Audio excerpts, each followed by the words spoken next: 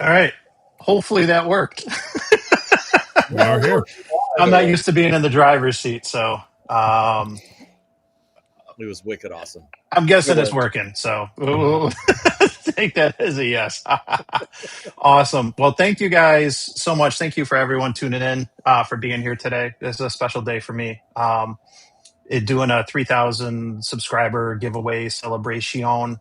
Gosh, it's been like I can't believe how the channel has grown and what's happened over the last couple years and stuff. And I know that as YouTubers we hit these milestones and it's like you start thinking about, oh, do I do a giveaway or this or that? And finally was like, all right, let's do it. And I picked today because tomorrow's my birthday and I want to have fun with everybody. I love what I'm doing with YouTube. I love the friends and the people that I've made along the way. And there's no other way I'd rather spend it than with you guys here tonight. So thank you all for being here. And with that said, I got some awesome prizes. We'll get to the giveaway in a minute. But I got to say hello and give a shout out first to Freddie Mac before he loses internet again. And I got to say, thank you, Freddie, for last night for kicking off. I launched channel memberships, and Freddie is the first one to pull the trigger and buy some memberships for everyone. So thank you very much for kicking things off. That was something I didn't take lightly. I overthought it, like a lot of hams do. We overthink things, and I was like, should I do this or not, and stuff. But thanks for being there, and so tell us what's going on, Freddie, before we lose you. It's raining in Oklahoma, y'all, and I think I seen Noah go by a while ago. I ain't sure, but yeah, been at the house all day trying to get some stuff done and make the wife happy. We're still unpacking, but yeah, the internet's kind of crappy here in the shack, so bear with me, y'all. Bear with me. Got a lot of stuff going on. Had a video drop last night. Was that last night? Today's Friday, right? Yeah, it was last night on the firmware upgrade for the TID Radio TDH3 Plus. Really cool stuff coming out on that, and so pay attention. It's going to be all right. I think you're going to like this one, this next one, anyway. So having a lot of fun, working on a lot of stuff, got a lot of stuff going, and just ham radioing, and my pleasure. Your channel content is one of my favorites out there, and y'all don't forget to like, subscribe at Mike's channel because you won't be sorry. Merry Christmas, Happy New Year. All right, we'll go to Michael next since he just gifted 10 memberships. Let's see how this works. Congrats on what is it? 13. What do we got? 3,130-ish subscribers. That's awesome, dude. Well, after you add 10 more, but yeah, it's a whole lot. It's a whole lot more than my 130. So, but you've got to burn to earn. So, congrats, dude. No, thank you. Vince, what's going on, brother? How's everything up north? Hey, man, everything is going on all at once, and it's very confusing when that happens. I kind of feel like Freddie, except I didn't move. There's so much going on. So tomorrow is the annual flea market in the city of Calgary, where I'm about 25 minutes south of, and I'm helping out the family of a Silent Key. He was a friend of mine. He was my coworker. And I got to help the candy store get set up, and I got to be membership director for my club, and I have so much stuff. I almost used a wrong word in my truck. I know we don't want to get him banned yet. To go to the flea market. It is insane. Oh, that reminds me, I forgot to load the flat tables. I'm going to have to go do that. Write that down. Yay! Write that down. Yeah. You're anyway, 30 seconds so I have been going bonkers this week trying to get everything ready. So, yeah, that's what's going on. Always something to do. You bet. Grouch, you just dropped in. What's going on, brother? Hey, I wanted to pop in and say congrats. Thank you. Really appreciate you, being there and all of your help and guidance, even though you were reluctant to jump on the channel membership bandwagon. It is a cool thing, and I think you're gonna love you know, having that way to engage with your audience. But yeah, man, congrats! Like, huge shout out to you. You do an awesome job. You produce wonderful content. So, Yep. Well, Thank said. you. Yeah, He lets his son hit him in the head with a bucket. I know. I know, dude. I can still see the mark. Yeah, no. Yeah, like things like you know, and you guys are all familiar. I think we've a lot of us have all gone through some of the similar motions, but things like memberships or doing sponsored content and doing that, like I've been, you know, reluctant with a lot of these things at first, but you know, as I've grown comfortable and everything, you know, I'm glad I've done things and just kind of let things go naturally, and you know, that's kind of how it is. I'll quit rambling, but Eric, what's going on, man? Thank you for having me on, Mike. Appreciate it. It's good to see you came to the warm, dark side. It's really warm.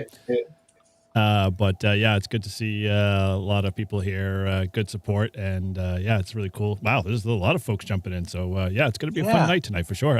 Apparently, you know, it's the giveaway stuff. It just attracts them like I know.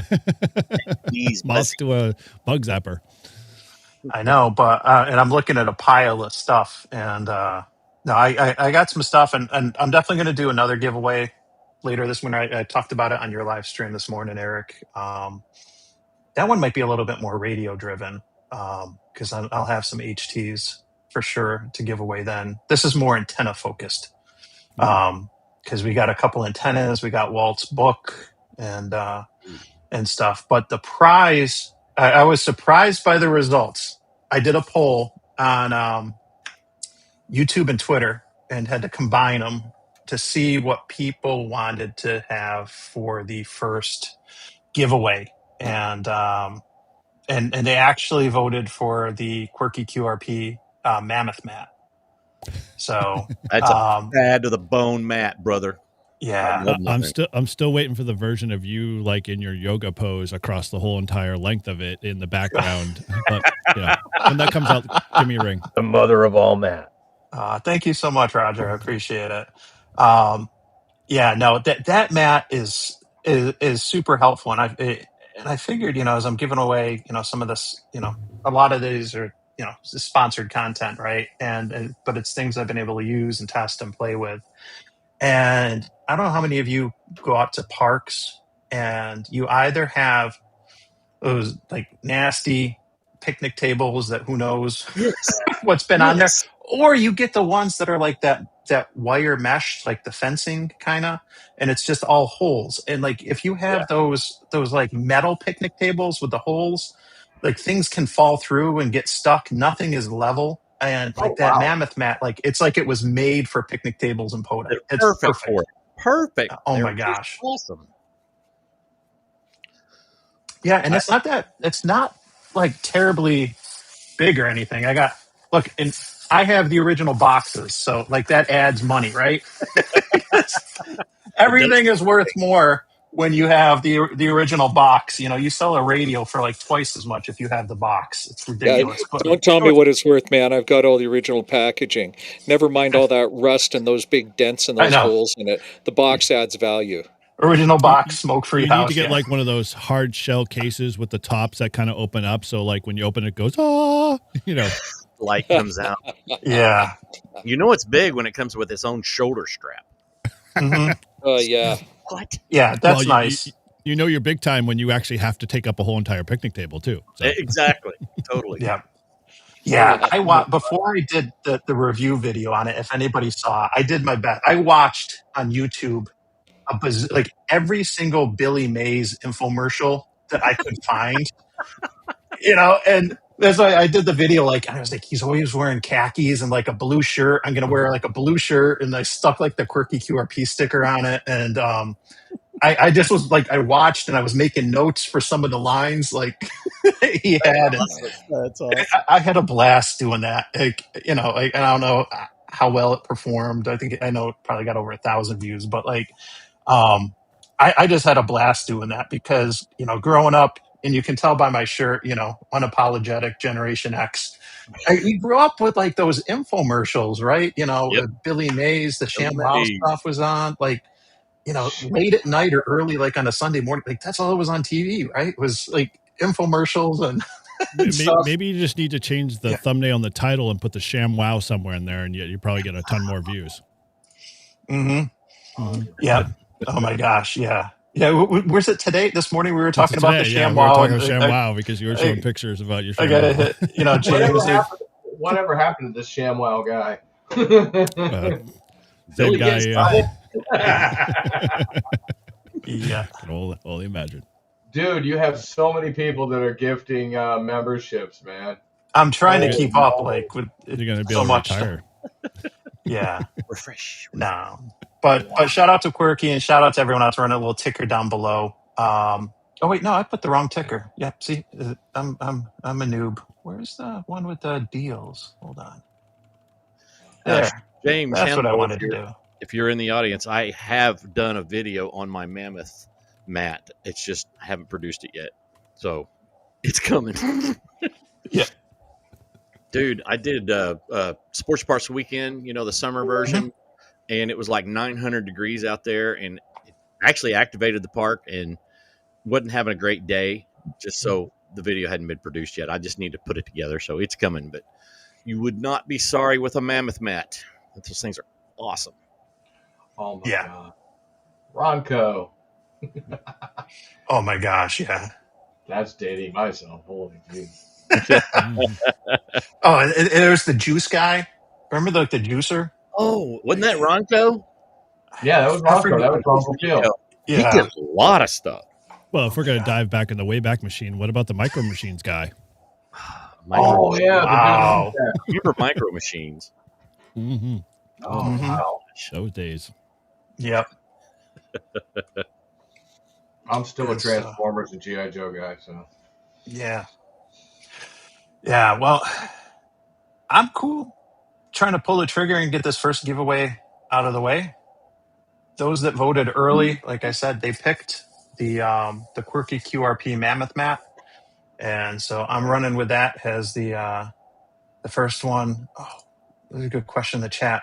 Who sold knives? I remember the Ginsu knives. Yeah, the Ginsu knives. Yeah, they cut like through the can and a shoe and like a it's much as a tomato. Yeah, pocket fisherman. And Zamfir. You gotta have Zamfir in the pan flute. Yeah. The pocket. Yeah, I was one of them. Never got one. Hey, Paul, I bet you got a pocket fisherman. Yeah. Well, let's see here. Similar. Different design, maybe. Yeah.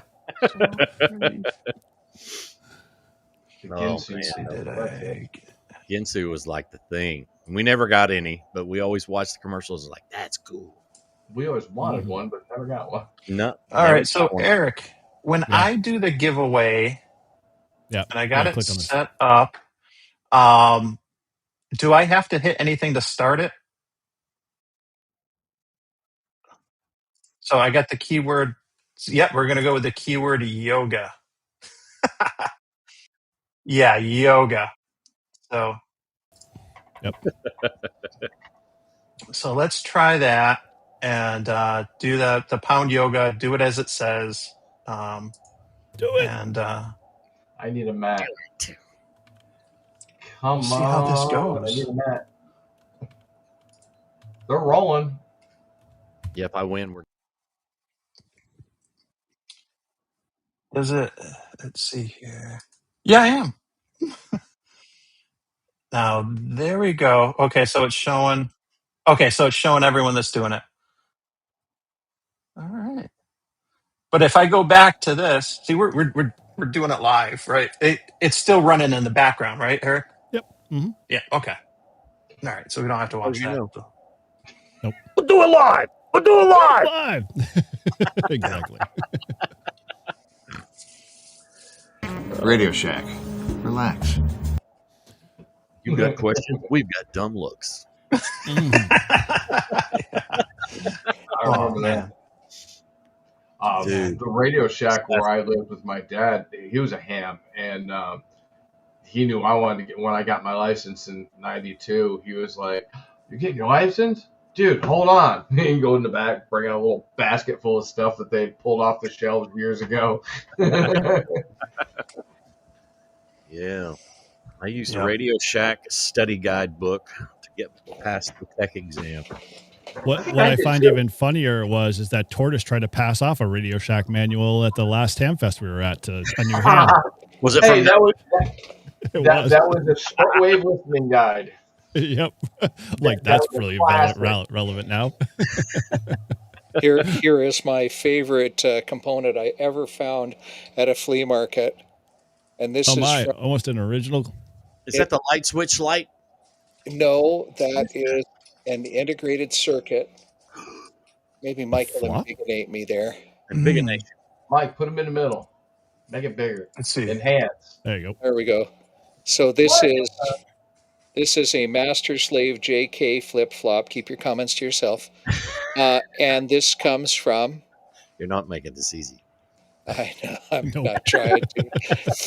And this comes from Radio Shack, and it is still new in the package. Oh my God. So. Man. On the styro, I just hang it on the wall by the light switch for display. I feel like purposes. I'm on the Antiques Roadshow at the moment. Yeah, That's what we do. So there's Roadshow Radio Shack, but product of Radio Shack, a division of Tandy Corporation. They couldn't afford the K in Shack, so it was just Shack. Yeah, the package might have been trimmed. I don't know. Beats the heck out of me. Anyway, it's just they tried to save. Kind of a cool old IC package, right? Guaranteed to make people ask questions. There you go. A lot. And your find is valued at 10 cents. Yes. Thank you. Then it's free. Thank you so much. That's you awesome. know what? There's some engineer that's watching this from like 30 years ago going, damn it, I could.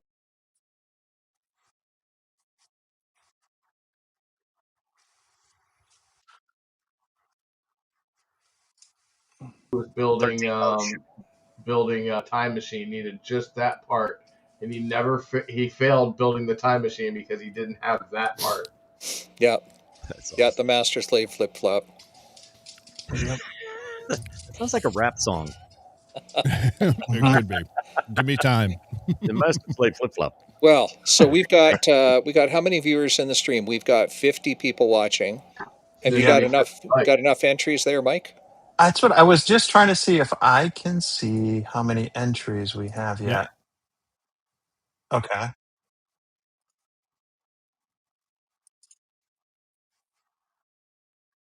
Okay, 40. We got 40. So I think 41. All right. All right. We'll give it. Let's see here, and then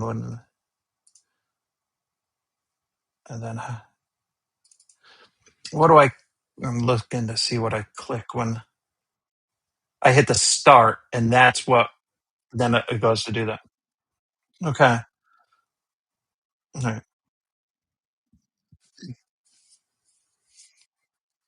Yeah. The wheel. Yeah. Yeah. Oh my god. All right. 46. Yeah. 46. All right. Here we go. I'm going to. Yep. Big bucks, no whammies.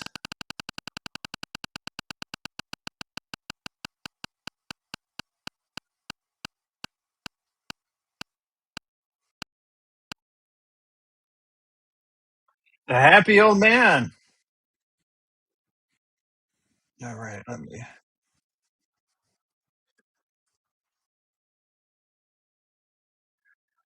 All right.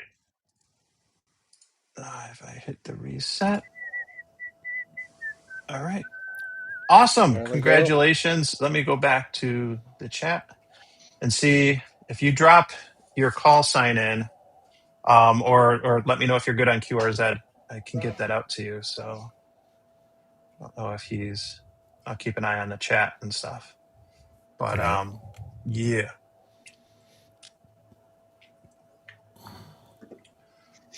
This new Awesome. YouTube video player needs improvement. It's different, isn't it? That's my understatement of the week. because it keeps freezing up on me. I can't watch the comments right now. Oh, weird. Where are you watching the comments from? Oh, on your YouTube? On Mike's YouTube. Yeah. I'm watching the live stream. Okay, he said he's good on QR's. Good on QR's Ed. What's Happy Old Man? What's your call? You just don't know his call sign. Yeah, that helps. Yep. Or just have him email you. At KMA, gee whiz, KMA. K8MRD. Keep trying. At iCloud.net. Yeah. And stupid numbers and letters. KZESE. There you go. KMRD. That O is a 0. K0ESE. All right. Is it in there? That jump screens. It is.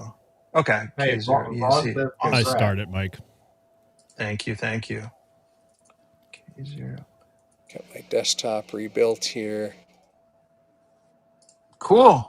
That's one down. Many more to go still. But Hey Paul, you got a question. It says, well, so all right. I was answering the question in the chat, but it's really a Mike question. So Frank wants to know if you're willing to ship international. that I would really like to just keep things to the US or whatever. It depends on what it is. We used to be good neighbors. I was going to say that the mat was the heaviest. I brought that to the post office just to get an idea of what it's not too big, but it's definitely heavy. So, but I'm willing to. I mean, I'm happy to give back and stuff. So it's going to be easier. Like the book and the antenna, a couple things that are lighter, I think are going to be a little bit easier getting through. But I'm happy to give it a shot. Here, Mike, this will help you out for shipping. All right. Nice. All right. Cool stuff. Like my rich uncle tortoise. I wish I had. Yeah. I got to think. Oh, man, dude. Thank you, brother. Are there even that many people in the chat? No, there's going to be after they don't. Yeah. They'll get an email. Yeah, they'll get an email saying that they got a channel membership, and so hopefully that'll bring them into the show if they're not here already. Yeah. Julie didn't get a membership. Pretty good. Nor did I. I've lost my winning streak. I no longer get them on Grouch's, when I'm on his live stream. Apparently, I'm not getting on a mic. Oh, bullshit. You got one this month. Yeah, you did. I didn't. Not on yours, I didn't. Did I? Yeah, you did. I thought he gifted it to me. Well, then, okay, fine. Apparently, I'm just stuck on yours. Like, Yeah. It's like the 7th level of hell. Yeah. No, I'm not curious. I'll ask the not the audience this time because I haven't figured out how to do the polls, but I'll ask you guys on here. I'm looking at some of the other prizes and trying to think what I might want to do next. So I got let me pull up a photo that I can figure out how to do. And yeah, $20 is $20. Yeah.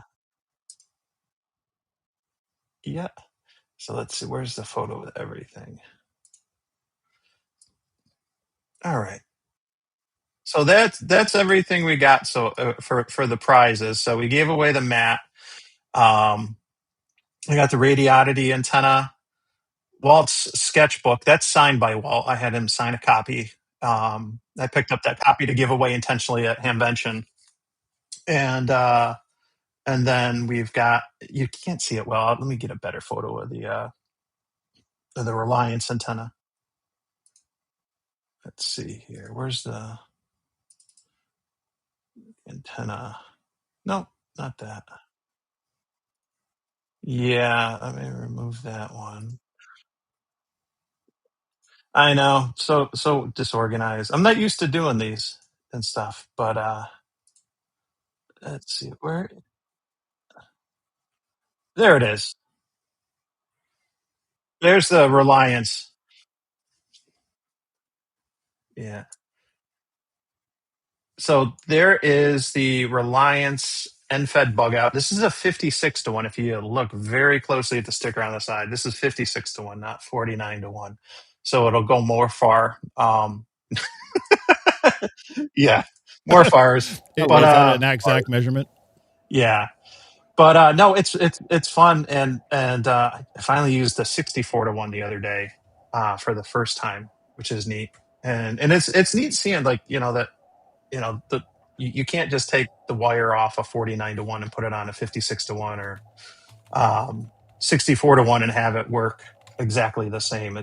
Everything affects everything, it seems. But I got those. So I don't know. What do you guys think, who are on the stream with me? What we should do next, the book or one of the two antennas?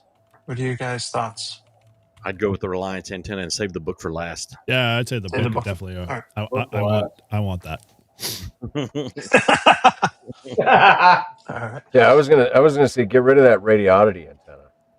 Get rid of that one. That is, I gotta say, it.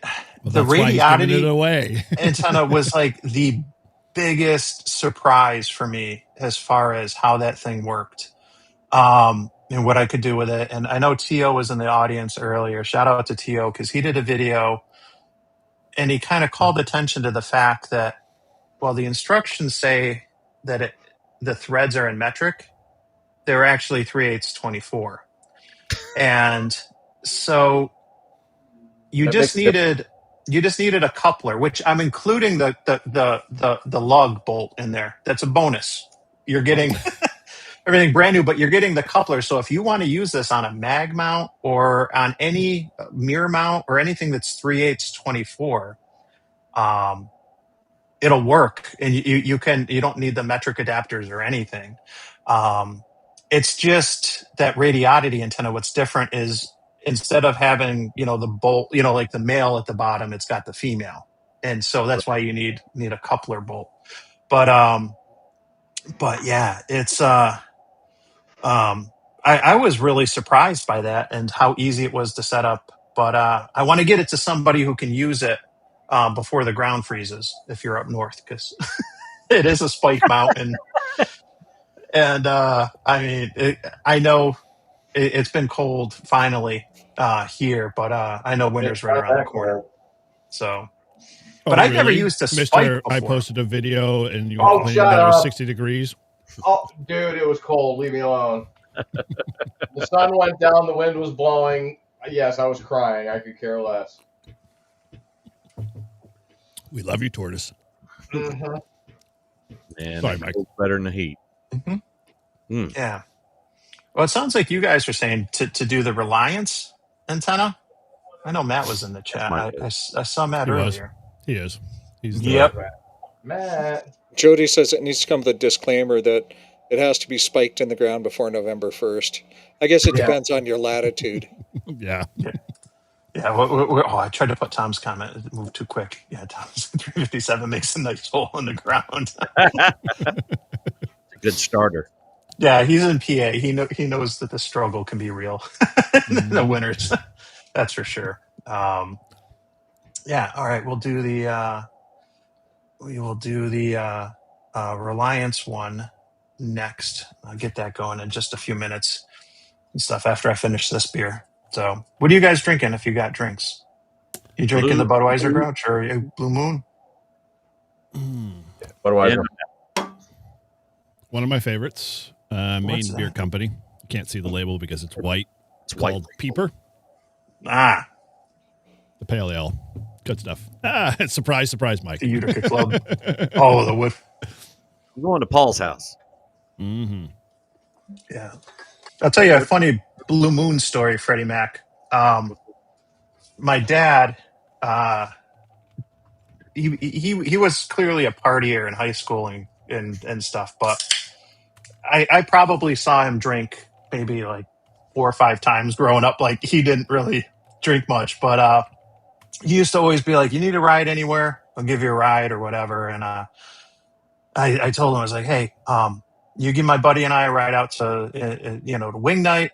And my brother decided to tag along, and so he drops the 3 of us off, and he comes in and he's like, well, I'm gonna come in for you and just he goes, I'm going to see what this place is like. And my buddy comes back with a picture of Blue Moon, and it had the oranges in it, right? And my dad's like, what the hell is this?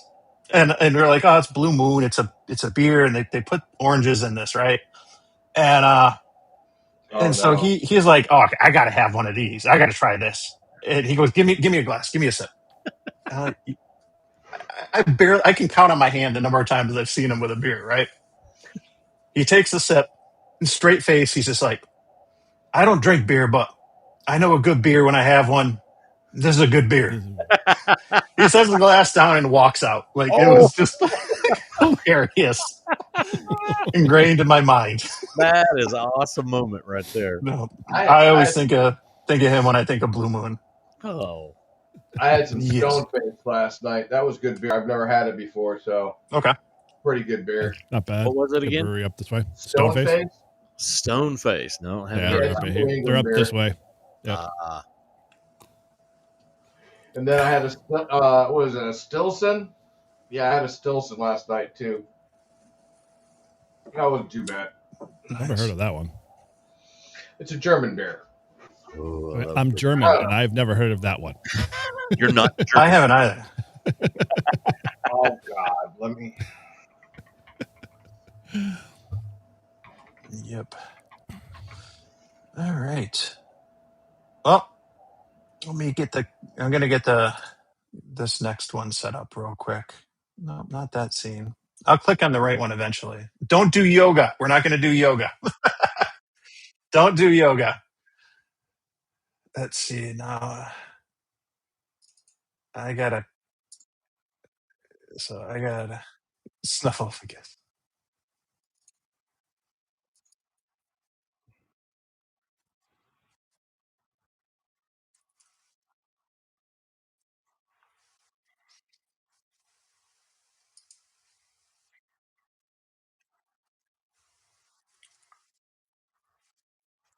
Oh, yeah, I get to.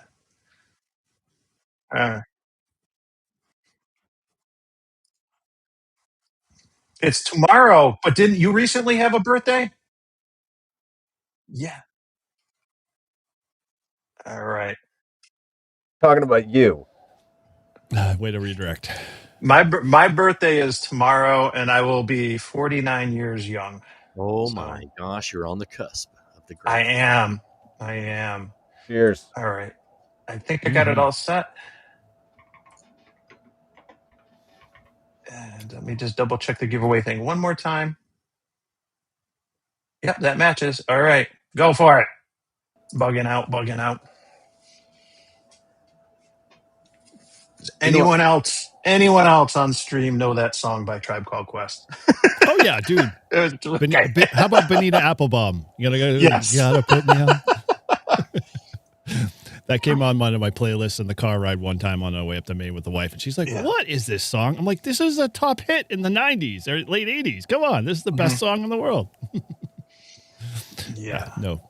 No reference whatsoever. No reference. All right, it kind of goes up right there with and this is going to really put me in a place. 2 Live Crew and Public Enemy. If you want to be. Yeah. Yes, I was that white kid with the gold chains around the neck. That was me. In a suburb of Massachusetts. Yeah. Run DMC is another good band too. Yeah, definitely. Oh yeah. No, Beastie Boys. Well, Massachusetts had at OG, so I know my hip hop. We had the Aerosmith came from Massachusetts too. They did. Yeah.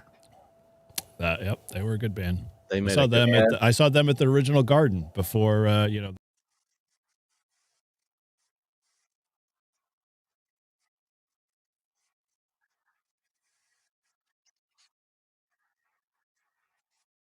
blocked or interfered. So you'd go there and you'd be like, "Oh, excellent! I have a pole in front of me." What an awesome seat! Yep, it's like this is a great price. Beastie I now know why. Why is my seat $5 and yours is $25? We'll rent you the seat, but you won't be able to see jack shit. Yeah. So if I saw the Beastie Boys comment in the chat, if if you look at, and I've worn the shirt and the hoodie a couple times. I did a design I was so proud of. The check your SWR, which, oh wait, because I'm right here. I put it on the back of my Nano VNA, the check your SWR. Oh, nice. I searched and found the font from the Beastie Boys Check Your Head album, and that's so that the Check Your SWR is a duplicate of it's a play off of that. Very cool. Yes. MC Hammer, really? Oh no, don't no. Oh no. No, that was Jason Lockwood, man. MC Hammer, come on. that reminds me of what was the 70s gang that kind of kicked off rap or hip hop. Sugar Hill Gang? Sugar Hill, yeah. Yeah. He was like kind of in that same boat. So what? Jody said something nice. Should we do a welfare check on him? Is he okay?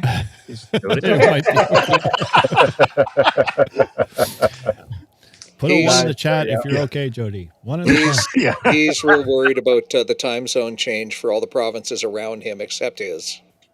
Oh, is it? It's that time again. He doesn't. Do you guys change your clocks soon? Yeah. I think it's the last weekend. I got lucky. I don't know when it is, actually. Now I got to think about it. Because they used to change the clocks. It was always around my birthday, right? Being late October, and I know we pushed it back. It's in November now, but you can't make it up. My 21st birthday was a Saturday that they changed the clocks back. I didn't even make it that long at the bar, but I technically would have got the extra hour.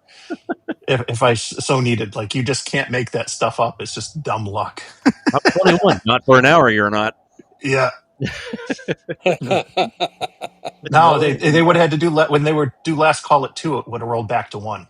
Oh. So at least in New York, a lot of bars in New York. Sorry, I forget that people live outside of New York, right? But a lot of bars in New York, it's 2:00, and so it would have hit 2, but that's when they would have had to roll it back to 1. So it would have been a bonus hour that I didn't need. So yeah, extra hour of drinking. Yeah. Yes. All right, let me see what we got as far as the giveaway. How many people we got? I know we got 70 watching. So let's see here. Layers. Giveaway. Yes. 53. 53. Yeah. 70 is in the chat. Yep. That's a solid B-. And I got to take the comment down. Now I got to find it.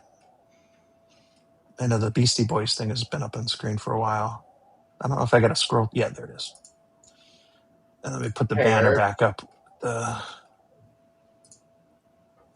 There we go. Eric, I got a compliment. It's kind of nice being a guest on a EV bike. I know. It almost feels weird, doesn't it? Yeah. As I struggle. It's fun, actually. I'm enjoying myself immensely. Yeah. I'm trying to tone myself down a little bit before we let it all loose. But we got to circle back. Comment there, Tortoise. Like, who commented you? Complimented you, I should say. So you're always giving me a rash every time you see one of my videos. My intro's too long. Blah blah blah blah blah. So RF Power Nanny, Nick Stick Designs in the Netherlands. I did that video, and he said, "Very cool. Wow, what an intro you have there." Normally, I hate long intro, but this one, in fact, is nice to watch. I will share the video and try to attract some viewers for you. Cool. Nice. So was that the chop down 30-second one or the minute? Yeah, from a minute and 10 to 31 seconds. Yes. Now he's going to be depressed because he can't see the whole video intro now. Well, if you watch your stats, you probably have 90% of your listeners fall off after that 1:10 intro before you even got into your content. Well, Prep Paul says a longer intro gives viewers notification and time to join. If you're live streaming. Just for a live stream, yeah. Definitely live stream. Keep it for a live stream. Yeah. But not on a regular short form video. Yes, Mike does need one of those. I'll get there, Jeff. He's just working off his kitchen table with a laptop tonight, though. Yeah. Yep. Jeff needs to win something so I don't have to ship it. I would be lost without my Stream Deck. Convenient. I could probably hit Jeff with an HT right now if I needed to. Do you mean pressing the PTT or porch. just like throwing in a direction? Yeah.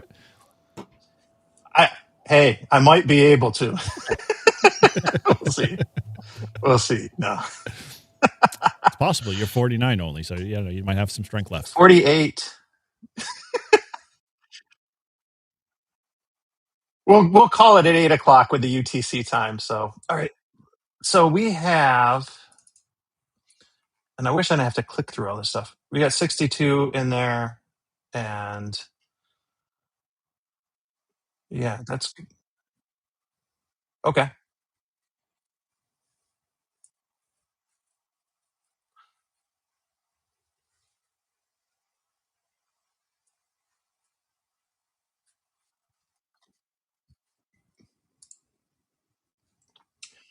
Yeah, I realize I can see it up at the top on mine. I don't know if you see it on yours.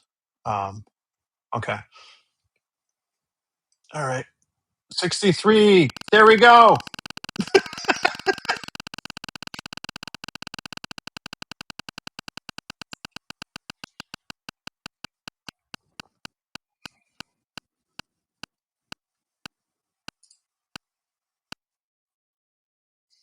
Oh.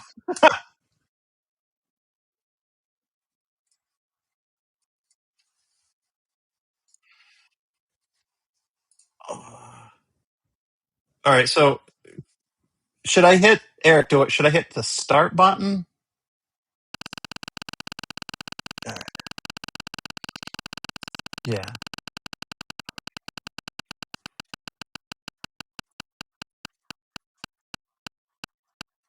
Okay. Yeah. DR. All right. Congratulations. Sweet. There we go. Nice, Jason. Good job. Right on. There we go. Sweet. Hey, Jason, if you can leave your call sign in the chat, make sure you're good on QRZ.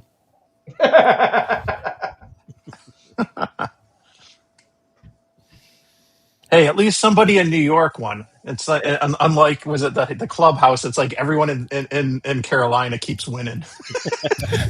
Hey, yeah, right. Steve got the fiction on that or something. Jason's Binghamton, right? I think he was in Binghamton. I don't know if he's still down there now or if he's up in I can't remember if he's in Binghamton or the North Country. So he's good on Zed. Cool. Awesome. Yeah, everybody's like rigged. Nice. I'm like, no. It's antenna gate all over again. Exactly. Yeah. Yeah, no, if he's down in Binghamton, I'm looking at going down next month to go to a basketball game with the kids. And I'll probably I gotta when I get that scheduled, I gotta find a quick park I can do on the way down. Wow.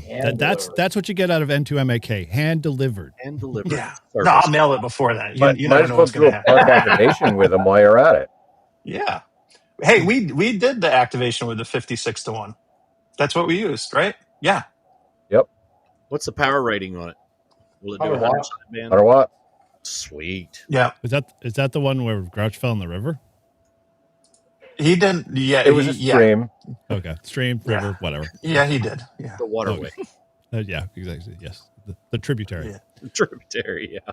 Yeah. Is there any video of this action, Paul? So yeah. Oh, yes. Yep. Who's participating or giving away contacts for CQ World War this weekend? It starts in 12 minutes and 55 seconds, but who's I saw Tom comment that he was counting down, so I figured it was probably on the UTC time. I've never done it, so. No? Huh. Most of the only contests I've really done have been the VHF ones. Like on a weekend like this, if there's a big contest, if I go out on Sunday, I don't know when the contest is, but I'd probably just stay on the work bands or whatever. I haven't done a lot of those. Like it's mostly the VHF or POTA.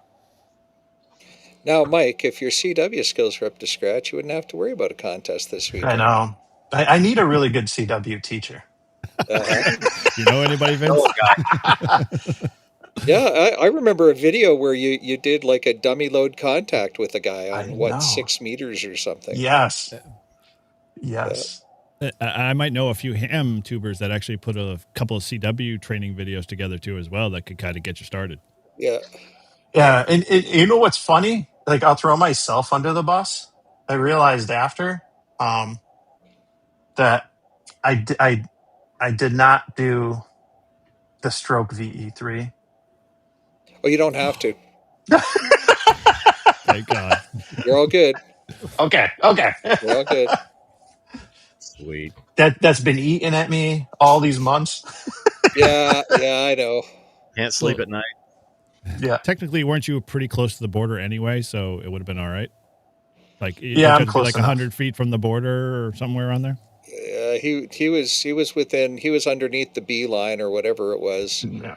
You know, that goofy regulatory question that comes up. What is that in the general pool? I think, right? Mm-hmm. Or the A line or some dang thing. Some line. Yeah. It's like the 420 line or something. It's like you can't go down to like 420. Fire expat, yes, there are more giveaways. There are how many, Mike? How many more giveaways? 7. Fantastic. We got, so next up, we can either do Salty Walt's book, and this is a signed one too. Let me get it. I thought you were going to make that the best at the very last.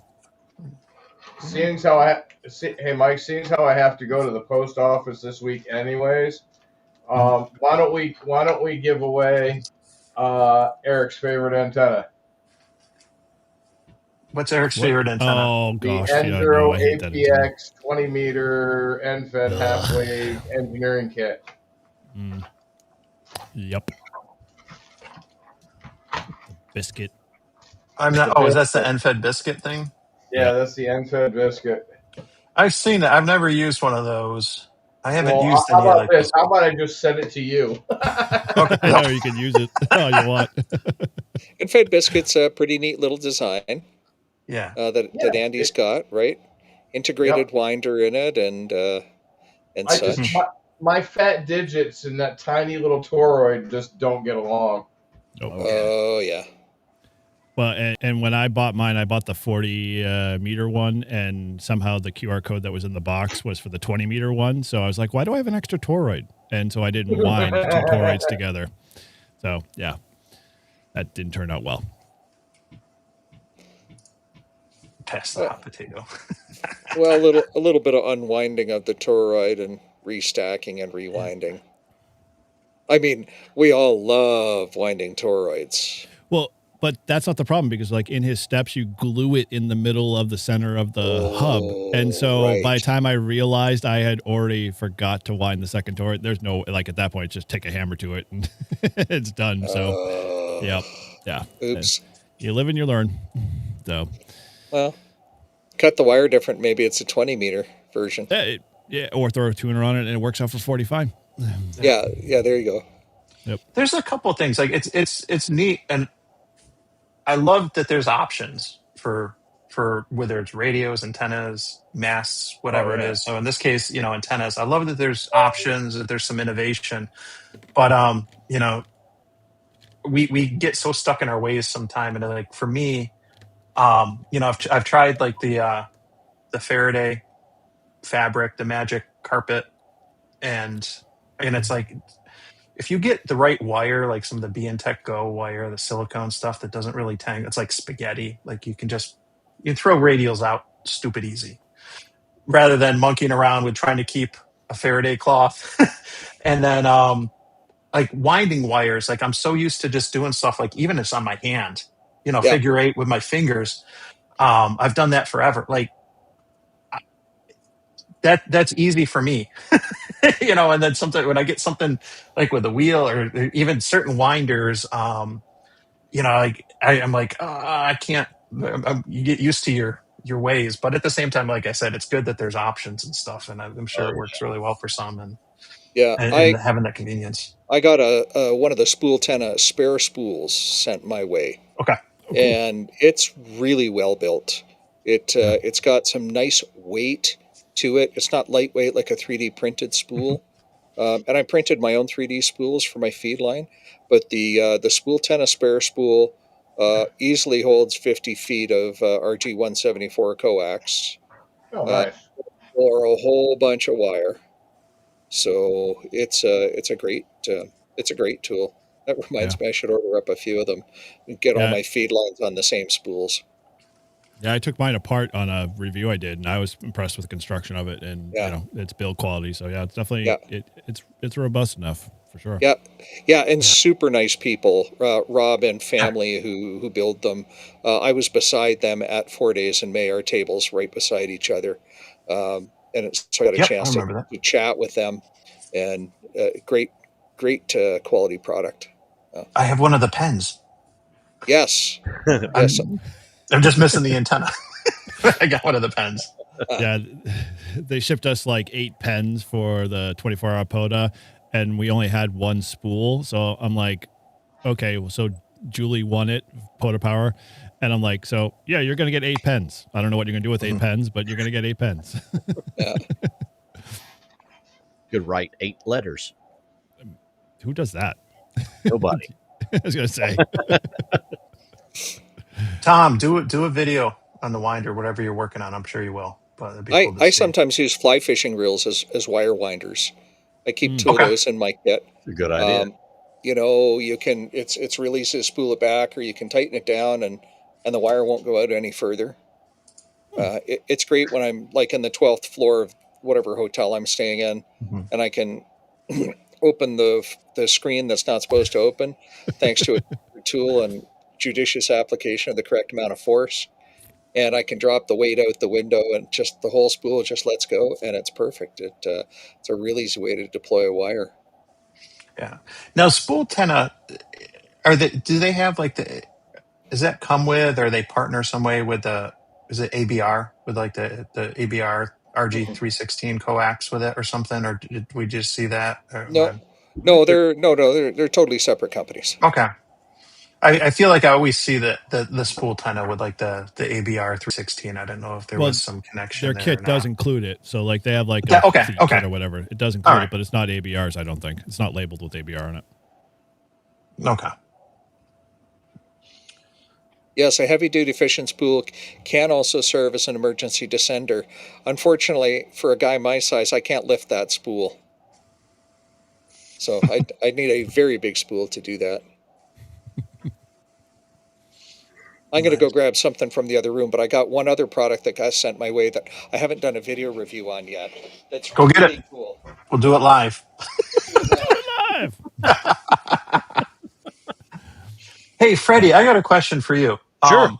I was going to ask you earlier. It's a trivial one, but have you done a lot of live stream stuff or not? I know you're doing all kinds of videos, and we did that short impromptu live stream just to fill Thursday night ones or the playlist. But have you done any live streams yet? Or my I've done about 5, 6, I think.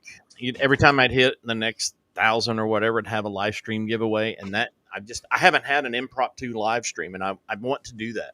I don't want to do a regular weekly live stream. I don't want to be tied down like that. I got things to do, but yeah. I actually. Aren't you retired, Freddie? I am, but I'm semi-retired. I'm working 2 days a week, and my wife works me like a rented mule all those other days. Sorry to hear it. Yeah, she's a lovely woman. We've been married 30 years, so I can't complain too much. Things are freeing up a little by little since we got moved, and I'm unpacking and making space, and I'm like, holy smokes, I got 5 minutes to do this, and I was able to put a video out last week, and I've got 2 or 3 that are in queue that I just got to get in there and edit, and yeah, there's always something. But live streams, once you get it down, it takes a little bit, you have a lot of fun with it. A lot of folk. Your tortoise audio, kill it. What's that going? Stupid camera's gone retarded. Well, hey, I got this thing I'm going to I- show you all here. Yeah. Let's see. Let me switch my camera over here. So, as Mike knows, I'm a big fan of the Gigaparts Poda Explorer 20, Poda Explorer 33. These are really, really well-made masks, and they're nice and small. They pack down into your suitcase real easily. But I just had this one sent my way, courtesy of Ham Radio Dude. It's a Well, little Are you on dude. those? Dude tested And- now, but no. Little dude. Dude test, yeah, thank you. Dude tested for sure. But this is the LD6. Now, comparatively, I pull the camera back out a bit. This is live TV. Smaller. Yeah, it is smaller. With the cap on. Oh, With wow. the cap on, it's a It bit looks a little shorter. thicker, though. It is thicker, for sure. It is. Now, the Explorer is 20 feet. This one's 18'4". What I really, really like about this one, though, is the way the cap is organized on it. So the cap stays on it. It's fixed in place. It's glued down. There's a nice little pull rope. And didn't they fix that in the Poda 33 HD? I thought, like Mike had said, that they enhanced that I don't cap know problem. I don't know. I don't have a Poda 33. I only have 20s in my kit. But you can see here, there's a hole drilled through the cap so that you can run a wire through it to support it. So it's pretty well. This is really well thought out, this mast. I am super impressed with it, and I haven't had a chance to get out with it to play. So. One day I'll get to do that, and then I'll do like a proper review video with it. But anyway, that just hit my. So, real happy with that. Cool. There's a shameless plug. Thanks so much, Sean, for sending that my way. Is it The carbon one- fiber? It is carbon fiber. Yeah. Oh, sweet. Yeah. Yeah, it weighs about 3 or 4 ounces more than the Poda Explorer 20. That makes sense given its thickness. Yeah. And if you've been listening to Ham Radio Workbench lately, I've been talking about my gear weight loss program. I trimmed my gear down from 6.5 kilos to 3 kilos for my recent trip to Southern Ontario. That's I'm impressive. gonna go grab a mask real quick on the show. Yeah, there was a lot there, but I was doing silly ass things, like I was taking 10-watt dummy loads and dropping them on my kitchen scale, but I'd take the dummy load out from the adapter and I'd weigh them separately, and I trimmed 3 grams from my case. Well, just for fun more than anything. That's great. And stuff like with my KX3 with a tuner built in, I don't need to carry a pack antenna with me with a toroid. I can rely on the built-in tuner to match a 71-foot random wire. Yeah. So that shaved 4 ounces. You do stuff like that, 100 grams, right? You do stuff like that just for fun, just to experiment and see what you can get. Now, you got a target number you're trying to shoot for? I do want to do the 1 pound challenge. So, that means I'm not carrying a mast with me because the mast is damn near a pound. I do have a touch capacitive CW paddle that I want to integrate into some sort of little radio. I'm hoping tomorrow at the flea market I might find a QCX Mini on 20 or 40 or 30 meters.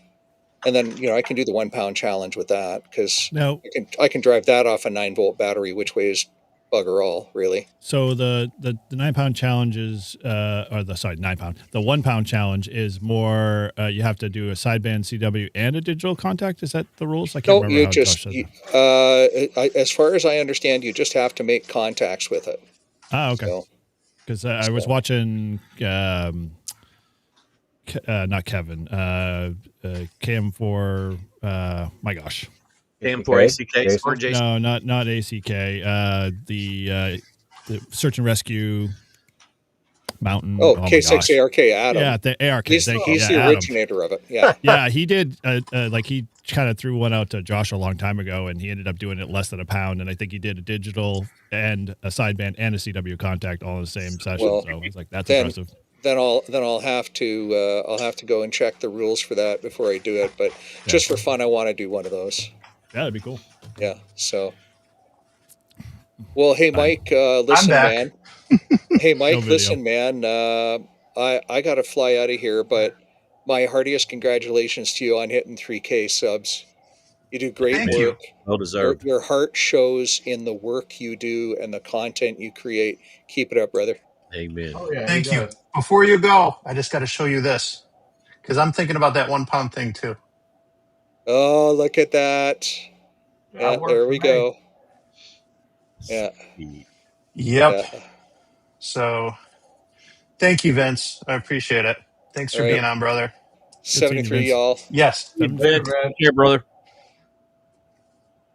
Yeah, no, I'm actually lucky that one of my buddies, W2 MVP, he just got the QMX.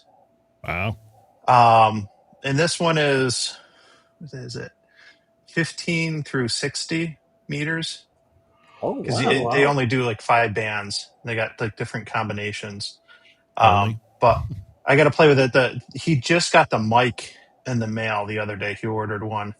So, but I'm going to play a little digital with it. And then, like I was showing, this is the bug out male version with the male BNC so that Oh, you okay. can go direct to, QRP radio. We did it in the field with my 705 last weekend. We just made a 10-meter end fed right in the field with leftover speaker wire from a crappy antenna build.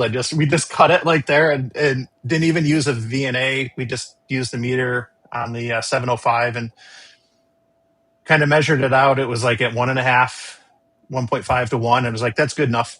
And just threw it in the air and proof of concept just to see if that would work well and whatnot. But yeah, no, I'm looking forward to playing with both of those a little bit more when I get some So, time. Mike, how is the matching doing that direct to that? I mean, Well, this you'll notice you got the counterpoise slug on there, right. so you can put the counterpoise on there. Regardless what bands you're making it for, and then you're just connecting. Ideally a 50 ohm load.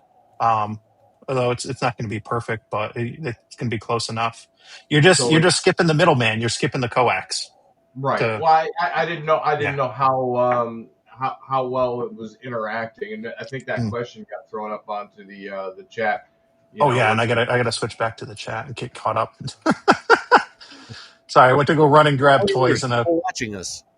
Yeah. No, what I'm going to be curious to see is digital modes and stuff, because that once you introduce a computer into the mix and some stuff, then that's additional cables perhaps that can pick up RFI and and everything. And I've definitely, until I choke the crap out of my cables for the ICOM 705, because that thing is, I love the radio, but it's definitely, compared to the 7300, very susceptible to RFI. When I've used random wires, I've always had WSJTX lock up unless I had really good choke cables and stuff. But I'm curious about digital modes. Are you choking them in addition to, like, say, a cable that's already got like an integrated toroid in it, or no? What I ended up doing with the 705 at first, like when I kept having repeated issues, and that was usually when I was using 9-to-1s or Rybakovs for digital, then I just choked it with a FT. It was a 240 size mix 31, and you got a cable that weighs more than the radio. All of a sudden, you got that big honking toroid on there. And then what I have in my little kit in the car, my QRP kit, is I just have a couple turns with some clip-ons at each end of the USB cable, and that seemed to work well so far. I haven't had any issues, but yeah, I mean, anything with common mode, and then also just, I think, proximity to the antenna too. Just being really close to the antenna can impact things. So we'll see how it works so far. But on sideband with the 705, no issues. so far. But RF around and find out. Just get out in the field and test stuff and see what works. And I know it's not perfect, but my buddy Michael, who loaned me the QMX, he travels a lot for work, and the idea of having something, very small, and I mean this radio. Here's a Raspberry Pi, and this will make Freddie cry because you still haven't opened it. I still haven't opened That's it. exactly why. But I mean, it's small. It's smaller than the Raspberry Pi box. That's saying it's so tiny. But oh that my gosh. Raspberry Pi has the same computing power, if not more, in that box alone. You just got to take it out and harness it. Yep. Yep. But anyway, yeah, enough about that. Yeah, I'm looking forward to trying it out and seeing what happens. And we're going to make a linked NFED, or maybe two, because and I'm curious for, those in the chat watching, this is for a QMX that'll do 15 to 60 meters. And so if you do a 40 meter NFED, you'll get 15, 20, and 40. But QRP, it's nice to have the work bands. This weekend's a good example, I think. If there's going to be a lot of contesting going on, if you only got 5 watts to throw out there, you might be better off going to 17 or 30 or whatnot. So the work bands being non-harmonics is a challenge. And at first I thought, well, maybe let's make a linked NFED and we'll just put links in for everything. But then it's like, you got a link for 15, 17, 20, 30, 40, 60. And it's like, oh my gosh, I'm going to run out of banana plugs. It's like, there's so much, and that adds to the chaos. And it's like, well, maybe we do a 40 meter NFED, and then you got one wire, one element that you use for the primary stuff. But then maybe you do something linked for the work, and then you do a linked for 12. Or you don't worry about 12, sorry. 17, 30, and 60. And I made a linked NFED for 30 and 60 that I use a lot. And it's not perfectly symmetrical, but it's somewhat close to being symmetrical, 30 and 60 meters. And I just point to the symmetrical because it just makes it a little bit easier when you're setting it up. Like if you want to try to have it in a more uniform inverted V, for example, you have an idea where the link is, like, okay, that's about the midpoint or so. And you could even put something, incorporate something into the link to make it easier to suspend, from the top of the mast and stuff. But we'll see. We shall see. If anyone's got any ideas, though, I'd love to hear. Well, I am going to be doing something tomorrow, thankfully, in Mike's honor. Uh-oh. What would that be? I bought the random wire from Matt last at the Hamfest, and it's sitting in the back of my truck. And tomorrow is the first day I'm actually going to have a weekend to myself. I got to run and do like an hour's worth of work for work, but I'm putting up that random wire. Which one are you putting up? Are you doing like the 50 something foot one that he sells, or are you making your own? No, he's going the big one. You're doing the. I'm doing the big one. I've got the 148 foot one. The 24-hour POTA special one.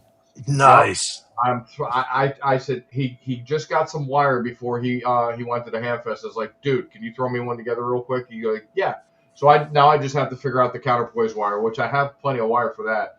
So that was 116 feet ish.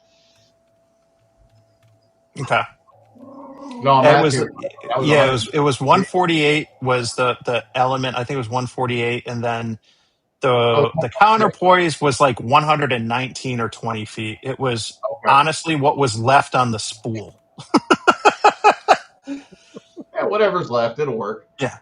And for those watching, like the history behind this antenna, and there's like a couple shorts YouTube shorts I shot on it, but we wanted to do for the 24-hour camp out. I was like, we got to do, leave no band behind. We got to do 160. We're going to be operating through the middle of the night.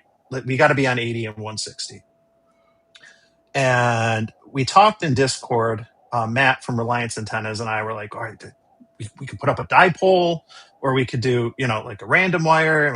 And thinking like, a dipole would be nice. It'd be a little bit more efficient. And we'll have a lot of space, but we didn't know what we would be looking at as far as a setup, where the trees were going to be and everything else. And we got there and we're like, well, you know what?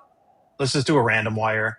And I brought a bunch of wire. We built this thing in the field. And I was like, well, the Soda Beams wire, and I love the Soda Beams wire. I think it was like 119 or 20 feet is what I had left. And so I'm like, all right, that's a random length. Let's just put it in the tree and everything. And we hooked it up to his G90, and it went tune. And I'm like, no. I'm like, all right. So I had just got a roll of, I think it was, wait, no, I'm wrong. It wasn't the Soda Beams wire at first. It was the B and Techco wire, the silicone stuff. So I had a fresh roll right off the boat from Soda Beams. I had 300 yards or meters of their wire. So I'm like, all right, then we'll do 148 feet. That's one of the suggested lengths. And that'll be more than a quarter wave on 160. That should be good. And so we cut it, put it up in the tree. And this is a lot of freaking wire to put it when you start putting 148 feet of wire up in a tree. Holy crap, like, be ready. And we get this, we get it up and go back to the G90. And it's supposed to tune anything. No. And we're like, what is, we're trying to, and Matt goes, he's like, well, the only thing I can think of is it's the coax, but the guy I bought it from at the Hamfest said it was good. And I'm like, you are kidding me. I'm like, we unplugged the coax. It's been in my shack for 60 years, but it's still good. Yeah. It's only been used once, but ran through an electrical storm. So we had already cut that 148 foot wire that was already in the tree. So I'm like, all right, let's use the other wire. The 120 feet is the counterpoise. Why not? It's about a quarter wavelength, for 160. So we threw out the world's longest counterpoise. And the Yaesu, the FT-DX10s or whatever we were using, every single band, 6 through 160, tuned up just fine. That's an FT-DX10, baby. It was, and that antenna was a lifesaver. That activation, that it worked beautifully. We could not believe it, but when Matt was like, the only thing I can think of is it's the coax, and the guy that sold it to me said it was, and I was like, ah. And I walked. He had a great beard, and he was drinking a beer for breakfast, but said it was good. Yeah, I ran over to my truck, got a piece of coax. We tried it in a tune. We're like, yes. And then Izzo ran over real quick. Yes, I'm going to throw this in there. Ran over, grabbed his wire, hooked it up, and ran it all the way up to the FT-DX10, and it was beautiful. And I was like, good stuff. Awesome. Ben Franklin would be proud. Yes, he would. All right, we got to do another giveaway. People have been waiting. So we'll stick with the antennas. Before you do that. Oh, yeah. I got to dip out. I got a couple more things to prep before my stream. So again, I want to say huge congratulations, Mike, and happy early birthday. Thanks for having me on. Thank you, and happy birthday to you too, brother. Good luck on the stream. I'm putting a link to it down below now as I see if happy 70th, Paul. There we go. Appreciate there we go. Happy birthday, brother. Awesome. Okay. Thank you, Paul. I appreciate it so much. Bye, Paul. Yes. Bye, Paul. 73's, brother. All right. The Radiodity is up next. Let's move this. Antenna-mast. Now, forget what antenna this is for Radiodity. So this is the Radiodity HF009. And I think it's 9 because it's supposed to be 6, 10, 12, 15, 17, 20, 30, 40, I forgot. Oh, and 60, yeah. So it's supposed to be 9 bands. Dang. But I got it to work on 10 because you just hook the whip up and tune it for 2 meters, and it Whip it works fine good. on 2. So there it is. One here, and I'm going to preface this before I send it. And I talked about it in the video. The zipper sucks. These are not YKK zippers. I relayed it to Radiodity, so one of the zipper things busted off. Those that are into EDC stuff and know when it comes to bags and everything, like YKK is good zippers. Those are not good zippers. I passed it along. They snag easy, and it's too bad because it's such a great, like, everything is in there, including the coax. And so I said, Oh, like, wow. that antenna is fantastic. And it even comes with a BNC adapter. So if you're using BNC instead of, so it even comes with the adapter. Like, it comes with everything you need except a G90, or any other radio. Like, but you could buy that in a G90, like, and be done on the air for portable ops easily. I was blown away by it, but let me get the giveaway set up for this, because let's see. I got to go back in and see what Jody. What did he do? I can't Only see Jody. it right now, so I won't read it. We'll let that stand. All right. Don't start typing yet.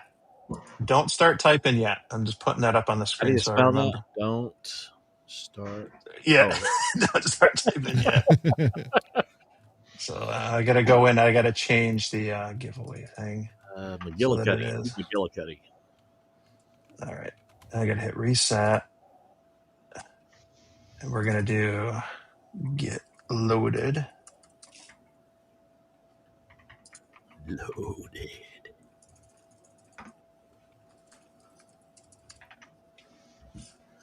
Now, see, I can get down with this antenna. There we go. All right. I think it's all set. Get loaded. Hashtag get loaded for the antenna. Matt's been in. Dude. Let's see. Oh, let me pull up a good photo of it here. 1 second.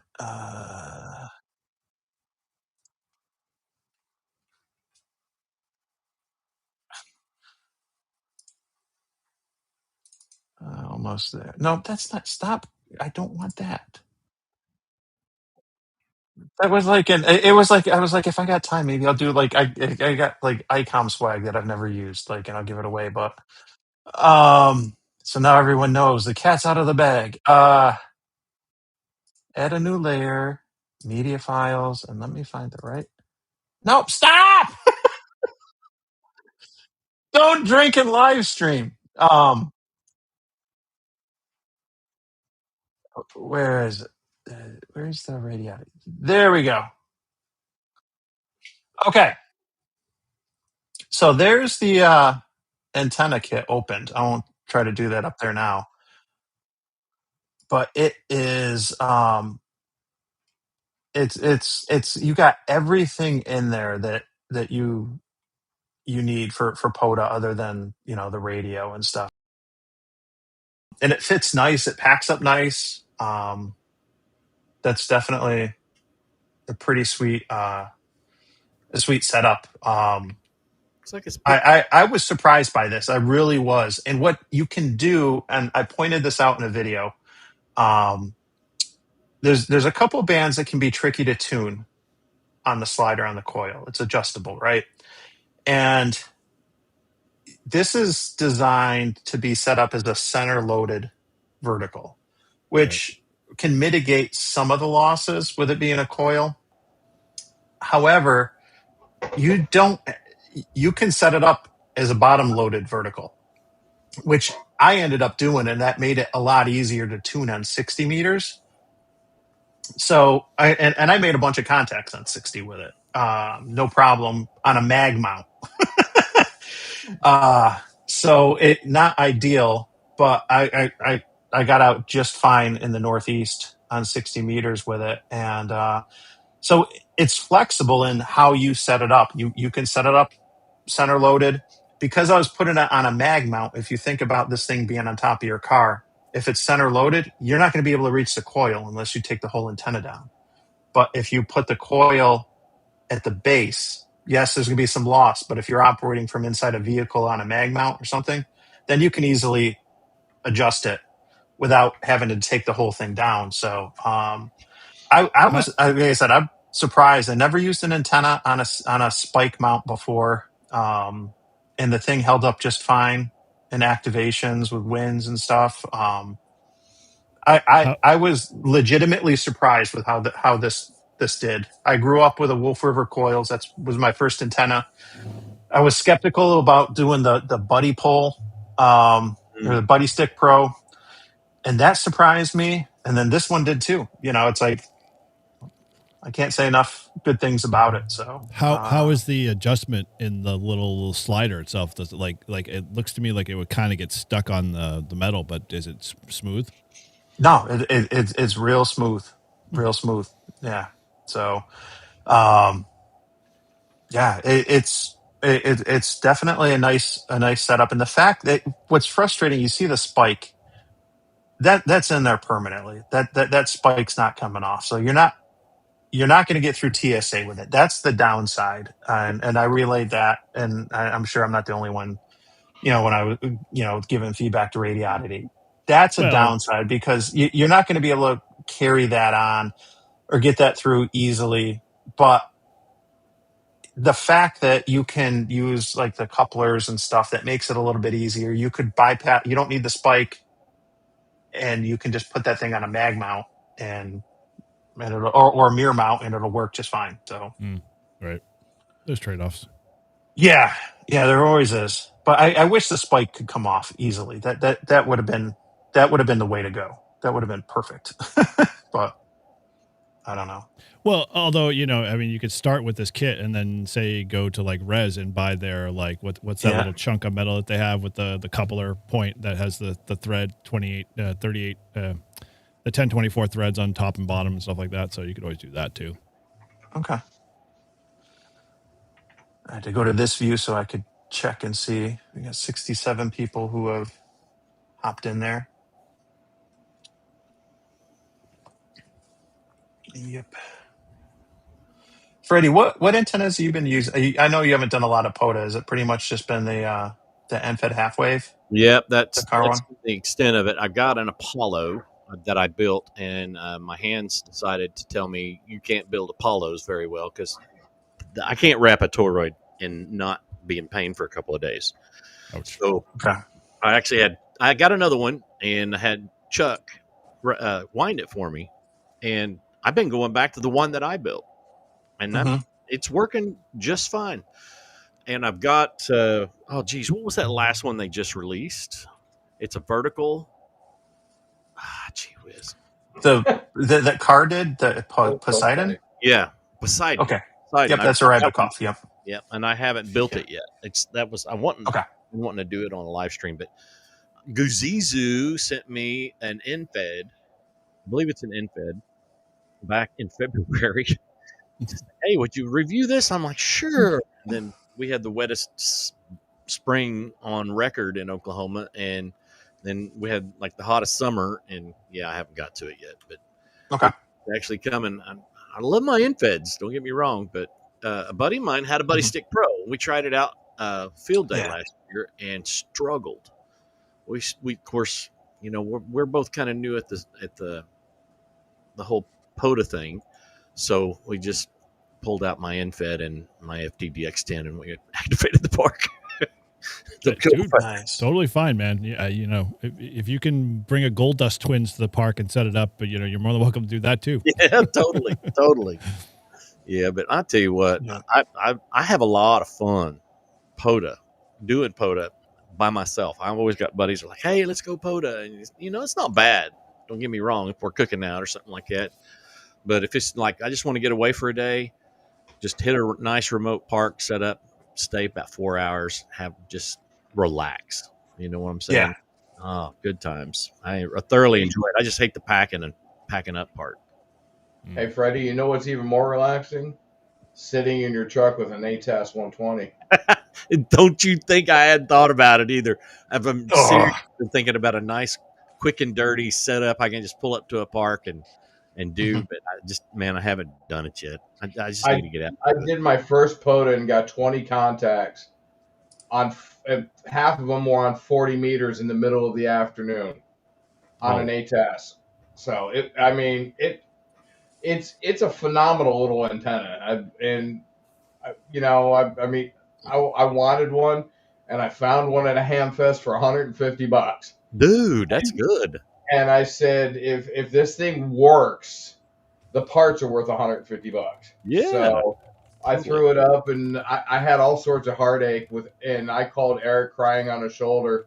I'm like, dude, this thing's acting stupid. Now all of a sudden, it wants to work perfectly.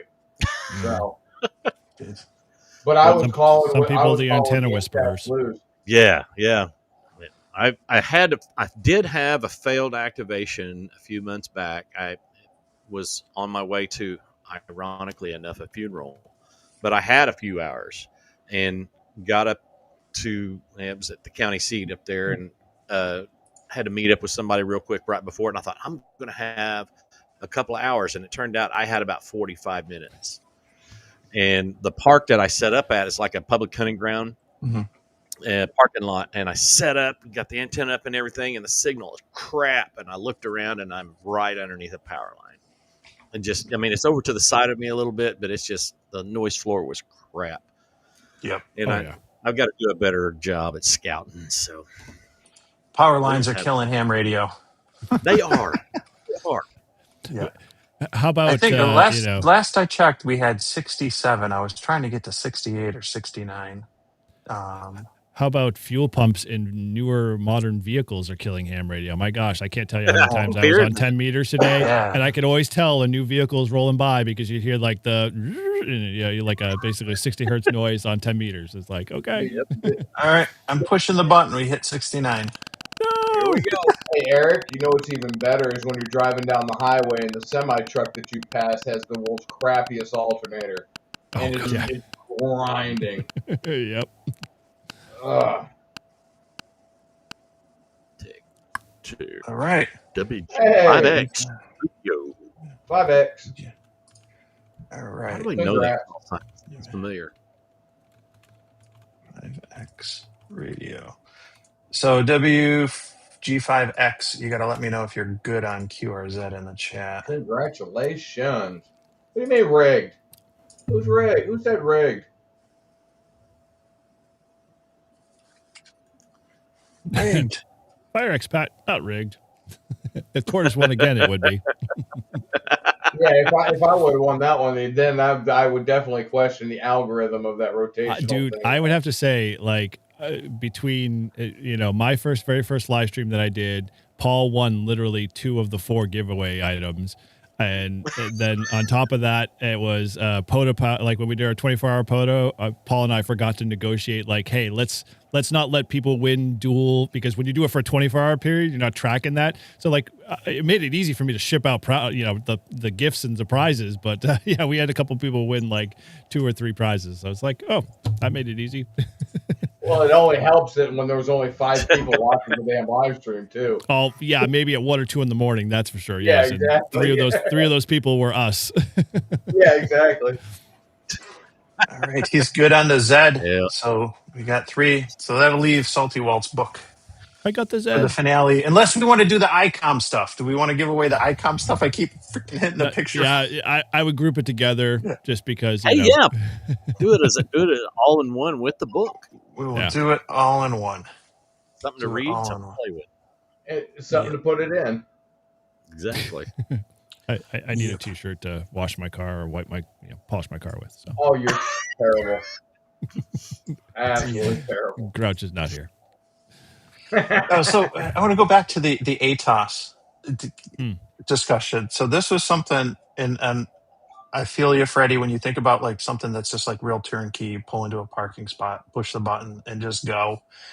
And as I was debating, what do I want to put in my car for a mobile? Do I want to do just like something that's a dual band VHF, UHF, or do I want to put in HF? What am I going to use? I can hit repeaters with just an HT from my car, which is kind of like what I was doing for a while. I was just lazy and just overthinking. And then I was like, what, I could put in 891 and an ATOS, and a lot of my activations are just pulling in, boop, like I got an hour or less just, and that's my point right there. When you just yeah, have it and limited. it's so tempting. And then I was like, well, maybe I put a 7100 in there. Then I got all band, all mode, and I can use it for the contesting. And no, but at the end of the day, I worried, like I was like, I have so much fun trying different antennas and playing with different things. Like I was like, I felt like I might get too complacent. Now, here's how you solve your problem, Mike, because I had that same feeling when I did my whole truck video series. I specifically put basically the bulkhead connector on the back of the bumper for the purposes of I can go into the back of my truck, drop the seats, and flip a coax switch. And now I can actually hook an antenna up to the truck. I can test stuff out. And I can, especially in the wintertime, like around here, I mean, when I was in New York in the wintertime, you don't want to be outside activating whatsoever. So, having that capability is really, really nice. And so I'm looking forward to, obviously, in the wintertime, or even like when it rains. Like today was like, I went out and did, Harold Parker Forest or whatever it was, and it was looking like it was going to rain, and I was like, okay, do I set up the antenna? And so I set up the antenna anyway with the intention that I'd go right in the truck, but then the sun came out, and I was like, all right, I'll operate outside. And so, yeah, having that luxury is well worth the effort. Good options to have.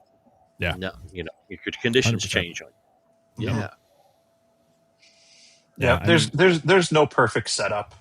No. I think we're always making changes and tinkering and everything and stuff. But and I'm a man of comfort, so like that is always going to be that above and beyond anything else. So especially when I want to operate, I'm not going to set up a hacksaw and a hacksaw blade and a nail to do CW. I'm going to spend the money on a Morse modern Morse key or something. But yeah.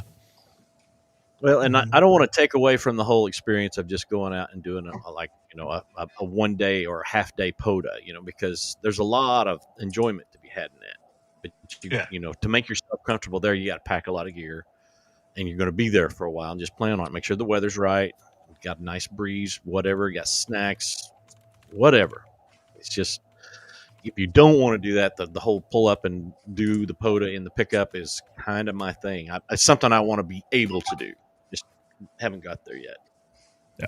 Yeah, and it's something you want to take your time with, because I try to tell everybody who's just like jumping in, because you don't know what, every modern car is a little different, and, everyone's going to have to deal with a little bit of alternator whine or fuel pump noise or something to that effect that's going to affect it. And you got to think like, okay, well, if I set up the radio, I should also set up a back door for me to be able to just run off a battery versus running off the vehicle. And, that's kind of why I was thinking, all right, I'm going to build it that way so I have flexibility, and then I can enjoy that half an hour I have to operate, because that's literally all I have before I have to get somewhere else. Yep. And I look down the barrel of that a lot more than I want to, but I just, occasionally I just want to take a go. If you could see, if I could do little shorts of myself sitting in bed staring at the ceiling going, no, I'm not going to do that. Yeah, I'm going to do that. No, I'm going to do that. And then jotting down notes at 1 or 2 in the morning. My wife's like, what are you doing? Nothing. Just go back to bed. Yep, exactly. So I do my best thinking right after I lay down. I do, sadly. It doesn't stop.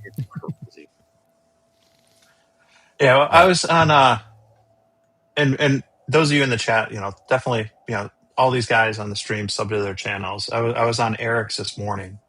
His was it Brew and Activate, and I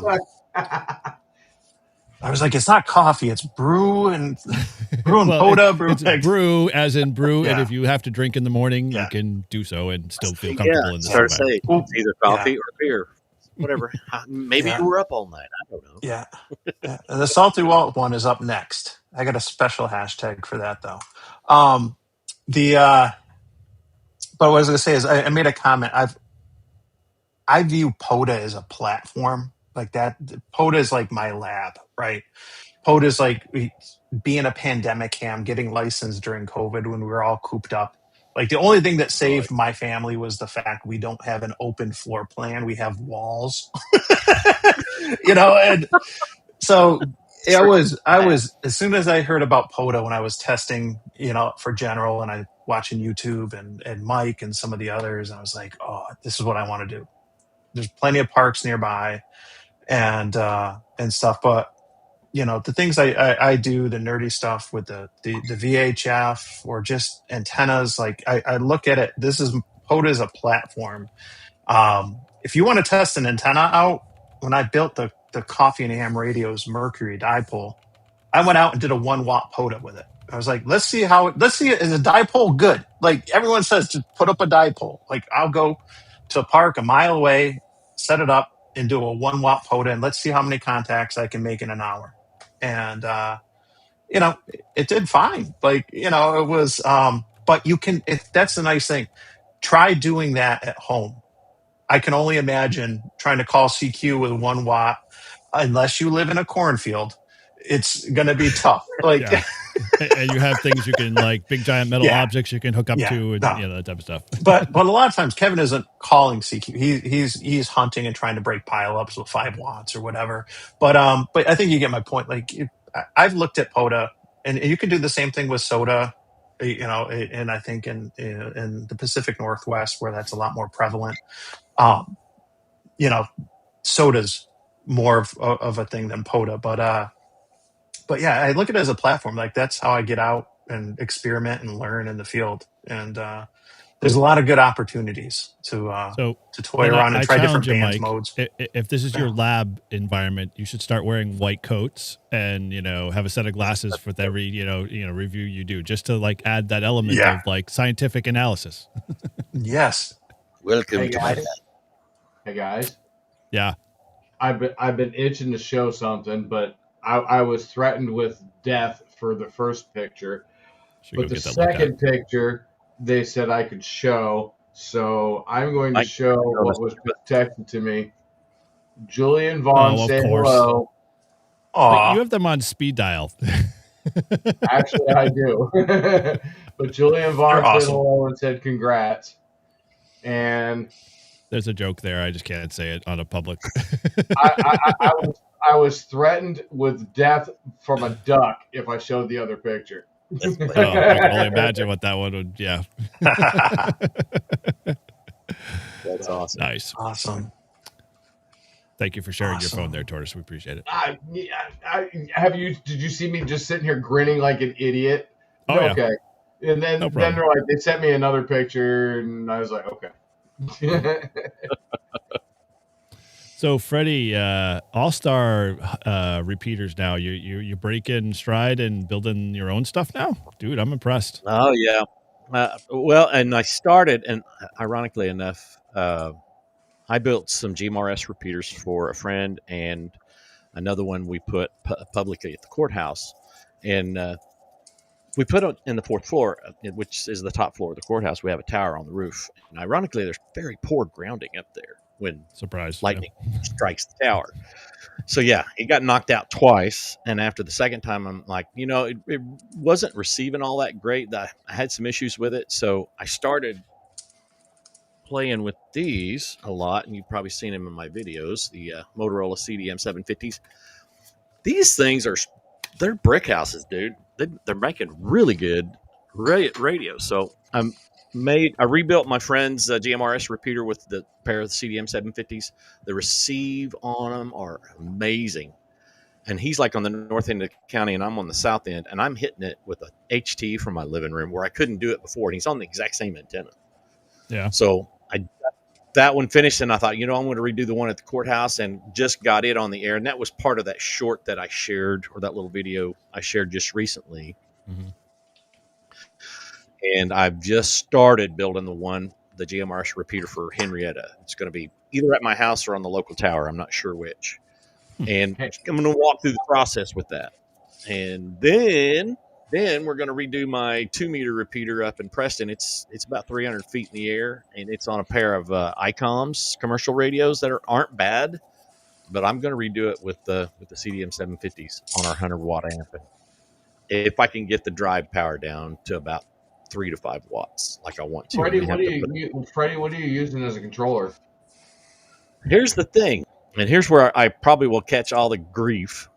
For the GMRS repeaters, I'm using ASL3 or Amvoip, but I'm just not connecting them to the internet. I mean, I'm not making them public. I'm using private nodes so I can still control them remotely, but they make great repeater controllers. And this last one I'm building right now is on the Toads DI board with the Toads DI6 daughter board on top, and it's working magnificently. I gotta pick up the 3D printed case from my cousin Sunday, and try to pretty it all up. But I'm waiting for some more parts to come in so I can button it all up and make it look good. I've got it all working on the bench, and yeah, the Toads DI board, totally worth it. Totally worth it. The 750s, the 1250s, and the 1550s. I've noticed when we were at Nearfest, there was a boatload of them, and I mean a boatload of them. They're starting to populate the Hamfest now. And mine that I'm building, I had a set of 1250s. Is the only set that I had. I totally forgot I even had them. But all the rest of my build were 750s. You know, they're not real pretty to look at, but the receive and transmit audio is just amazing. Really sensitive. If you could find yourself a GR500 cabinet that has the power supply and the controller into it, and all you do is load the radios in. Yeah, that would be nice. You guys are just really pushing me over the edge. Here is a check with my name on it. Write down any number on this piece of paper, and I will pay it. Yeah. I once you said you were making them, Freddie, I was just like, oh, man, do I just, bite the bullet? Eric, if you need radios, let me know. I can help you out with radios. I might. Yeah. Well, now that I know, so, I've got a dealer there. So, yeah, I was thinking. He's got a dealer. We'll talk offline. We'll talk offline. Well, just so Jody knows that the $20 stickers. I'm putting stickers in with all the winners. I gotta win. $20 is $20. I after these go out, I'm gonna have like maybe half a dozen of the $20 stickers left. They're almost gone. Sweet. Yes. Make a new edition. Yes. But while I'm talking right now, real quick, let me get the next giveaway set up. At Julie, yes, Nearfest is NEHR or NEAR. No, it's NEHR. NEAR. Yeah, NEAR. Yeah, no, yeah, you're right. Yeah, you're right. I'd go to Beer Fest. I would too. But, they don't do beer at Nearfest, sadly, but yeah. No, they do. Not selling it directly or handing it out in nice red Dixie Solo cups, without knowing if you. We should. Well, actually, I think it was pretty bad by the time our live stream got 3 hours in. Red chowder. There we go. Red chowder.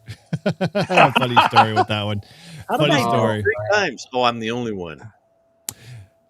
We actually came across that with Walt. Paul and I went down to Marconi's original radio site in the Cape to do an activation with Walt.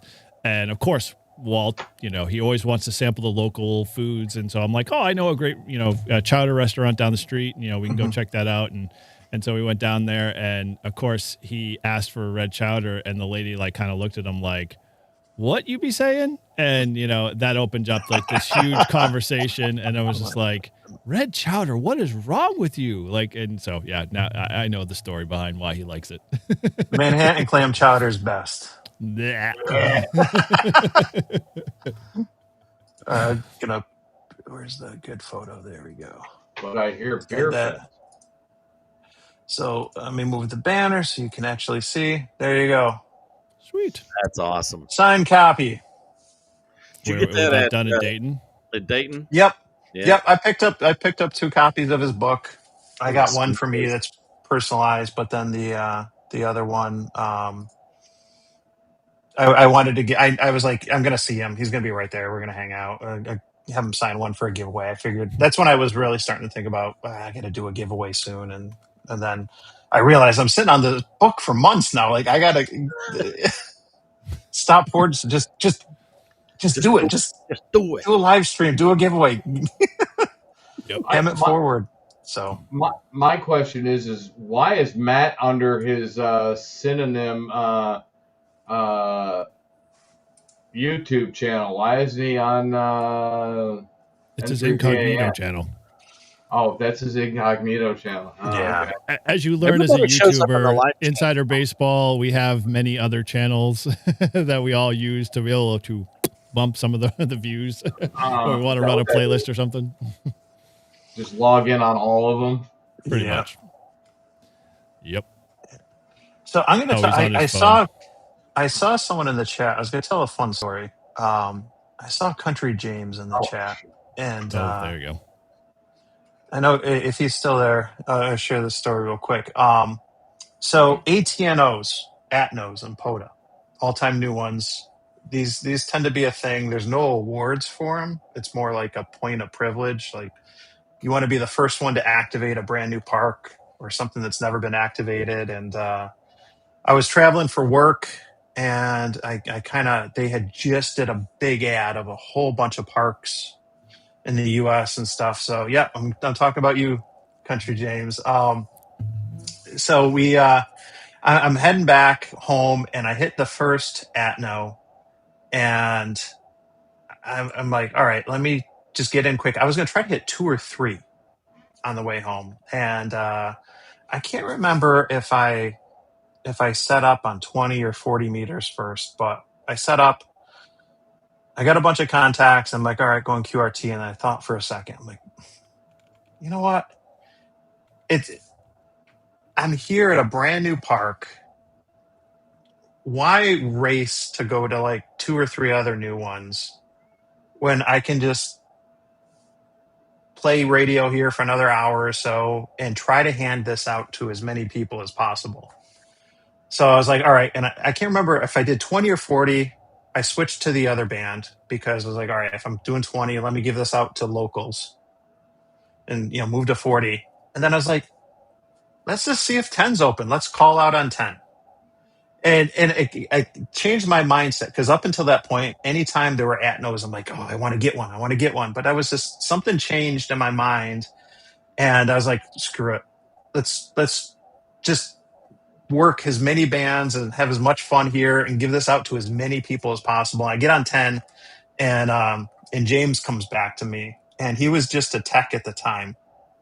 And we ended up having a long chat because he was studying for his general, but he just was like, thank you so much for doing POTA on 10 so that techs like I could work you and stuff. And I was just like, you know what, that changed my perspective with when I'm going to some rare parks, like wanting to make sure, hey, put it on 20, put it on 40, but put it on 10, try to get the techs and stuff. So, he's like, Todd, yeah, he doesn't want to become an extra. He's still a technician. Yeah. Yep. He's tested up, but oh, he is. He's still a technician. No, he was at the time. Oh, well, he was brand new tech. Yeah, he was studying for his general, and I think he's upgraded to general. At least I don't know if he's gone to extra, but yeah. But yeah, no, that was that was meaningful. Like that, you have that QSO, and I was in that mindset. Like, yeah, no, hand this out to as many people. Let them get a new park, and so at the end of the day, leave no band behind. Work them all. I have to say, like, just playing on 10 meters today, Mike, like, I almost feel like there's a bunch of technicians that are in the lost land of technician, 10 meter space, and they just hang out on 10 meters, just waiting for stations to pop up that they can hear of. Because I'm trying to think, like, when Todd went to Eagle Island with AC1RH, where he had to call CQ once, and then for the next 3 hours they were on constant flood of hunters. It was the same way. It's like I think I shouted CQ maybe once or twice, and then literally I think it just kept going and going. I was just like, wow, that's a new technician. That's a new technician. And 35 contacts in 30 minutes. That's pretty that's pretty good steady stream for sure. Let's see how many people have hopped in here. 48. Those are rookie numbers. Well, yeah, true. Says there's 70 watching right now. It's getting long on the the 48 have entered. With the, but I mean there's 70 watching. Okay. So 49 now. Julie, that's actually a T-shirt. Yep. He's got it in his storefront. Which one's the T-shirt? Leave no band behind. Leave no band behind. Yes. Okay. Shameless plug now. Yeah, you got a link, Mike? Come on. Nice call to action there, Julie. There we go. Okay, I'll put it in the crawler. There you go. LeaveNoBandBehind.com. You got a custom URL too? It'll redirect you to Spreadshirt. So I got no Mike. control over the sales, but it's 20% off of 70 or more right now. So, but LeaveNoBandBehind.com. Makes it easy. You put 60 meters on it instead of VHF. Yeah. One of the ideas I have for merch, I'm giving away stuff now, but I get like so many ideas, is I do want to get like a shirt with like a waterfall, like an FT8 waterfall, but on 60 meters, and just have it say disobey. Because there's the whole argument of whether or not you're supposed to do FT8 on 60 meters. 60 meters. But if you go to channel 3, like in the evening, this happened during the camp out, and it was because of the stupid Yesus. Okay, my ICOM fanboys are going to come out right now, play the 80-meter rant clip. But the Yesus do not want to do 60 meters digitally, like at all, like without doing some manual configs and stuff. And I didn't want to brick the radios; they're not mine. And it was like 2-3 in the morning. This is not the time to try to figure out how to manually set up an FTDX10 to do 60-meter FT8. So the ICOM's fine right out of the box, but 60-meter, I'm watching the waterfall. 60-meter FT8 was lit all night, and we couldn't work any of them. You should have the Chris was there with me. 60-meter rant. I need a 60-meter rant clip, but yeah. We'll work on that one. The 60-meter waterfall and say, shall not comply. Yeah. Yep. All right, where are we at now with the giveaway? How many people we get? Gotta be at 50 now. 54. All right, I'm calling it when we get to 60. Wow. Just because they're saying 60. Just squeeze it all in there. 6 hours later. Come on, people, get it. Yeah, exactly. Just need 6 more. But no, there was a lot of activity on there, especially compared to 80 and 160 that night. 60 was far more active. 40 was the most, but I was surprised. There it goes. It works now. Shut up, it works. It's tracking now. YMCA. now you're going to mess it up again. Yeah. See, Julie knows. Like, she's got a relationship with 7300. It's such a good radio. But does she have a relationship, or is it an indirect relationship because Vaughn loves ICOM? Like, we need to have clarification of that. Yeah. And Frank, it's programmed for doing SSB and CW right out of the box. But when it comes to the digital stuff, try hooking a 710 up to WSJTX and see how it goes. Dude, it's easy. Flip to the memory channels. That's all you have to do. Yeah. No. On the DX10, nope. My DX10, I have it programmed that way. Memory channels are in there, but it will not work correctly with WSJTX unless you go in and do manual settings and stuff. Yeah. Never had a problem. But it has to do. I was watching. If you go back and watch the live stream from the POTA, you'll see me like on my phone trying to watch a video, looking this stuff up. Chris and I were trying to figure it out. I was like, "Oh my gosh, this is so frustrating!" Like, it keeps locking up and saying, "No, you're out of band. You're out of band," and it's no. But next year we'll have a technical team. They'll handle it. Yeah. Hey, Eric, the stream died. Yeah. Hurry up. Frank's saying that he had success the first time. I'll get my club's 710. I'll try it with the 710. I can only speak to the whatever we were using at the POTA camp out. The DX10 or whatever. Yeah. You have to flip it to memory, and then there's a FT8 setting that you have to tweak. Yeah. That's it. Once you do it, it's done. All right. Yesu things. Everybody's giving me shit. Don't make me hit the button, Mike. Don't make me hit the button. How many are we up to now?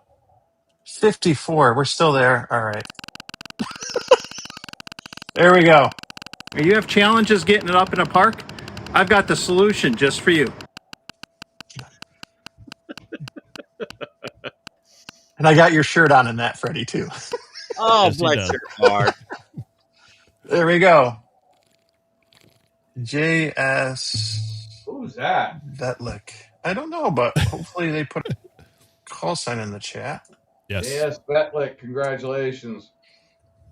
Wherever you are. Shvedlik. Svetlik? Is that like Russian? Maybe. It's getting that way. Could be just a random generated name from what YouTube says. There you go, KE9DRW. Sweet. Sweet. Nice. KE9DRW. Make sure Put I save in your that. notepad. Sweet. Congrats. Awesome. Yeah. The So, Mike, now that you giveaways got are- one live stream under your belt, like you over that scared hump and ready to do more? I'm gonna, like I said it earlier, I'm definitely gonna do another giveaway before the end of the year. I'm gonna give away I have a Tri-Band HT. I don't know what, I can't remember what model it is. It's one of the Baofeng Tri-Bands from Radiodity. That's it's similar to the Quanshangs, so it's hackable. Yep. You know, You make but I'll give that. I'm probably going to do that. I got to decide. It's going to be either the Baofeng Minis or the GMRS or the Radiodity GM30 Pros. The pair of GMRS HTs. I'll do those, and I'll probably have a couple other things at that point. Man, Mike, you got a T-shirt sale tonight too. Wow. That's what I'm saying. Hey, Mike, check your private chat. My private chat. There's chat. that. Private chat. The private chat. Private chat. Oh yeah. And I was going to get to that too as we're wrapping up and stuff. But I know that I can only redirect to one, so this is set up to redirect to Frank's live stream and stuff. But I know Grouch has the Wounded Warriors as well, starting at 9. So we're coming up on 9 o'clock or whatever. Yeah, so it doesn't get good until about like 9:30. So you'll be fine. Yeah.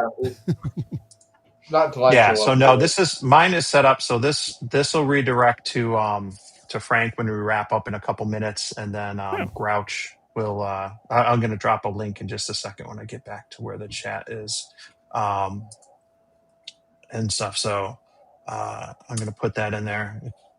Someone else talk so I can type. Hey, Eric. Eric, 7 years you're ago. going to have to give me some tech support on the OBS studio there so I can put my little thingy up in the corner. That's a whole, like, let's sit down and do a hand holding Siri because it takes a long time. What? Really? I do well. Like that? You can hand set holding? Really? Yeah, I understand your technical level is different than some others who are not on this live stream that I will not mention. That's also part of our Live Free and Ham host team, and it's not Grouch I'm talking about, so I'll leave that name out. There is some learning process, but once you get into it, it's pretty powerful. I mean, obviously, you can see me play with some of my crazy stuff and things like this. November 4th, oh my God. with Ed1 JU. Yes. Thank you, Jody. I appreciate it. You're welcome, Eric. New POTA sites listed? I don't know, Jody. That's actually a good. Sorry, Ham Man. I just can you go up to POTA.app and see all of the new the new parks that have been added? Is there a way to do that? I've never been able to figure that out. That's a good question. You can go into the you can go in and you got to sort, like, kind of go in by state, and then you can sort by activations and stuff. So you can kind of filter by a state and see what parks have been activated or haven't. I don't know that there's anything easy for finding out when there's a new one, unless you know the mapping coordinator and they give you a heads up. that might have happened with me before, but it's I just know a guy. yeah, no, I do. It's nice when they're in Elmer and they're in your club, but it's other than that, like you can go and you can sort, you can look by state and see and sort by the number of activations. That's what I used to do when I first got started, and I was trying to find a lot of these random state forests and stuff that haven't been activated before. So ChatGPT says your best bet is the API. Mm-hmm. And that's where you can get most of that stuff. Yeah. But let's start to wrap things up real quick and stuff so that the others can get going and I can go make water. Michael, what you got coming up this weekend? I think you were talking about playing with some radio antenna, new antenna or something. I'm gonna put up that random wire this weekend. I'm gonna get that fired up, and it's gonna be off my. I found a spot between. I've got a red maple and a giant regular maple, and I got a section that goes right out to the corner of my yard with some giant pine trees. So I'm going to throw up my bag, pull it down, and tie the antenna up and get it up in the air. But yeah, that's one plan, and I don't know what else I'm going to do this weekend. I know I've got to go do some alarm testing for work tomorrow. That ought to be fun. But it's 4 hours guaranteed if I'm there for 1 hour. So make that happen, my and, friend. it'll be overtime, and it will be prevailing wage. So it's about $125 an hour for me to sit on my butt for an hour and just play with some wires. So that would be nuts.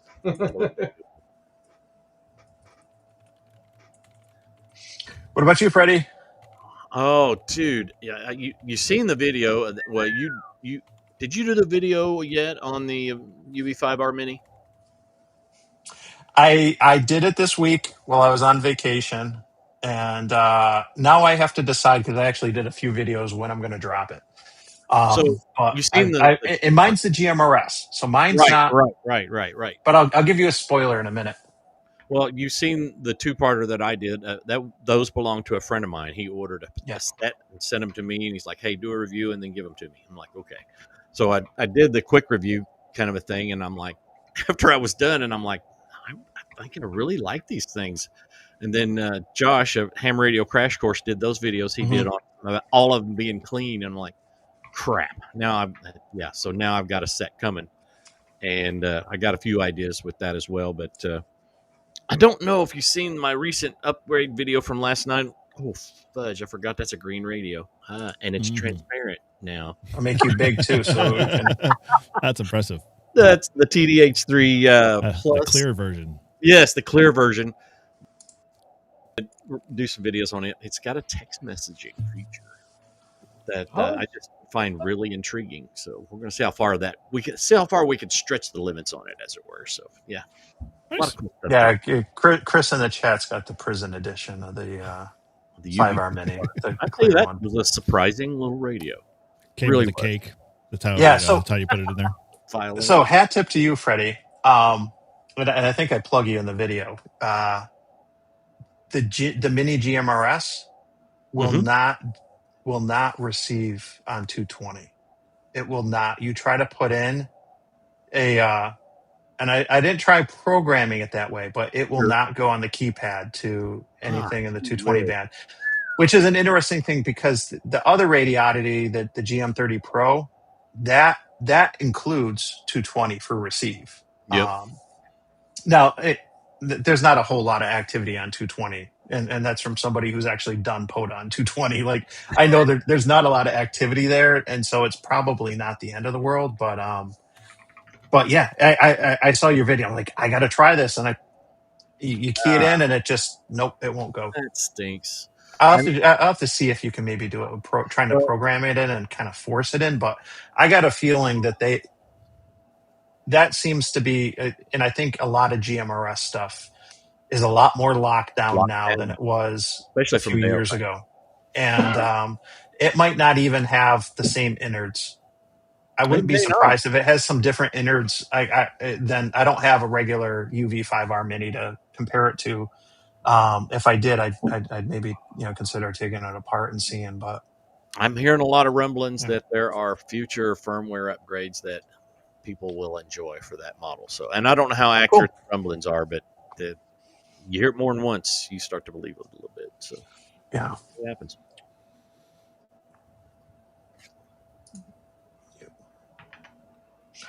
Cool. Eric, what's going on, brother? Obviously, you can check everything out on my channel. I've been very lax in getting some of the videos out that I need to do, but I've definitely got a couple coming for that. I was playing around with the Rybakov today, which I'm pretty impressed with so far. It was a nice, easy setup, and looking forward to maybe putting something more formal together with that. But I've got the inflatenna or inflatatenna, as Judy's made reference to. If you want to get on the end of it, I'm almost finished with the edits to the dirty version of the inflatenta. So you can check that out on my Patreon if you're so interested and so inclined. Late guy. Chris, better late than never there, my friend. Who invited Santa Claus? That rides. Oh my God. Oh boy. So I've got that. And then Friday mornings, like Mike alluded to, Brew and Activate. That's a consistent weekly thing. So if you want to talk POTA, learn POTA, everything in between, we always have something that we're talking around POTA, and it's myself and Shannon, KC1 OHT. And we always have a blast doing that Friday mornings, 10 a.m. Eastern time. Check that out. And then the last one is this one's a surprise, so you guys are going to have to kind of stay tuned to my channel for it. But I just got a text message while we were in this one. Todd has got a Saturday free, and those that know him and I have been racing hard to get close to being tied up for our dual kilo at the rail trail in Nashua. Well, that actually may happen tomorrow. So we'll be doing another giveaway, event to those as we race to 1,000 contacts. So we're going to try to get that aligned hopefully tomorrow. If everything works out, the weather holds out, all the, everything in between, on top of it being CQ Worldwide. So yeah, hey, why not? It'll be really easy. It might actually be like a 10-minute live stream at the rate we're going. So we're looking forward to that, but stay tuned to my channel if you want to find out, when that happens and when we do go live. So yeah. That's, I think, good enough for me. Awesome.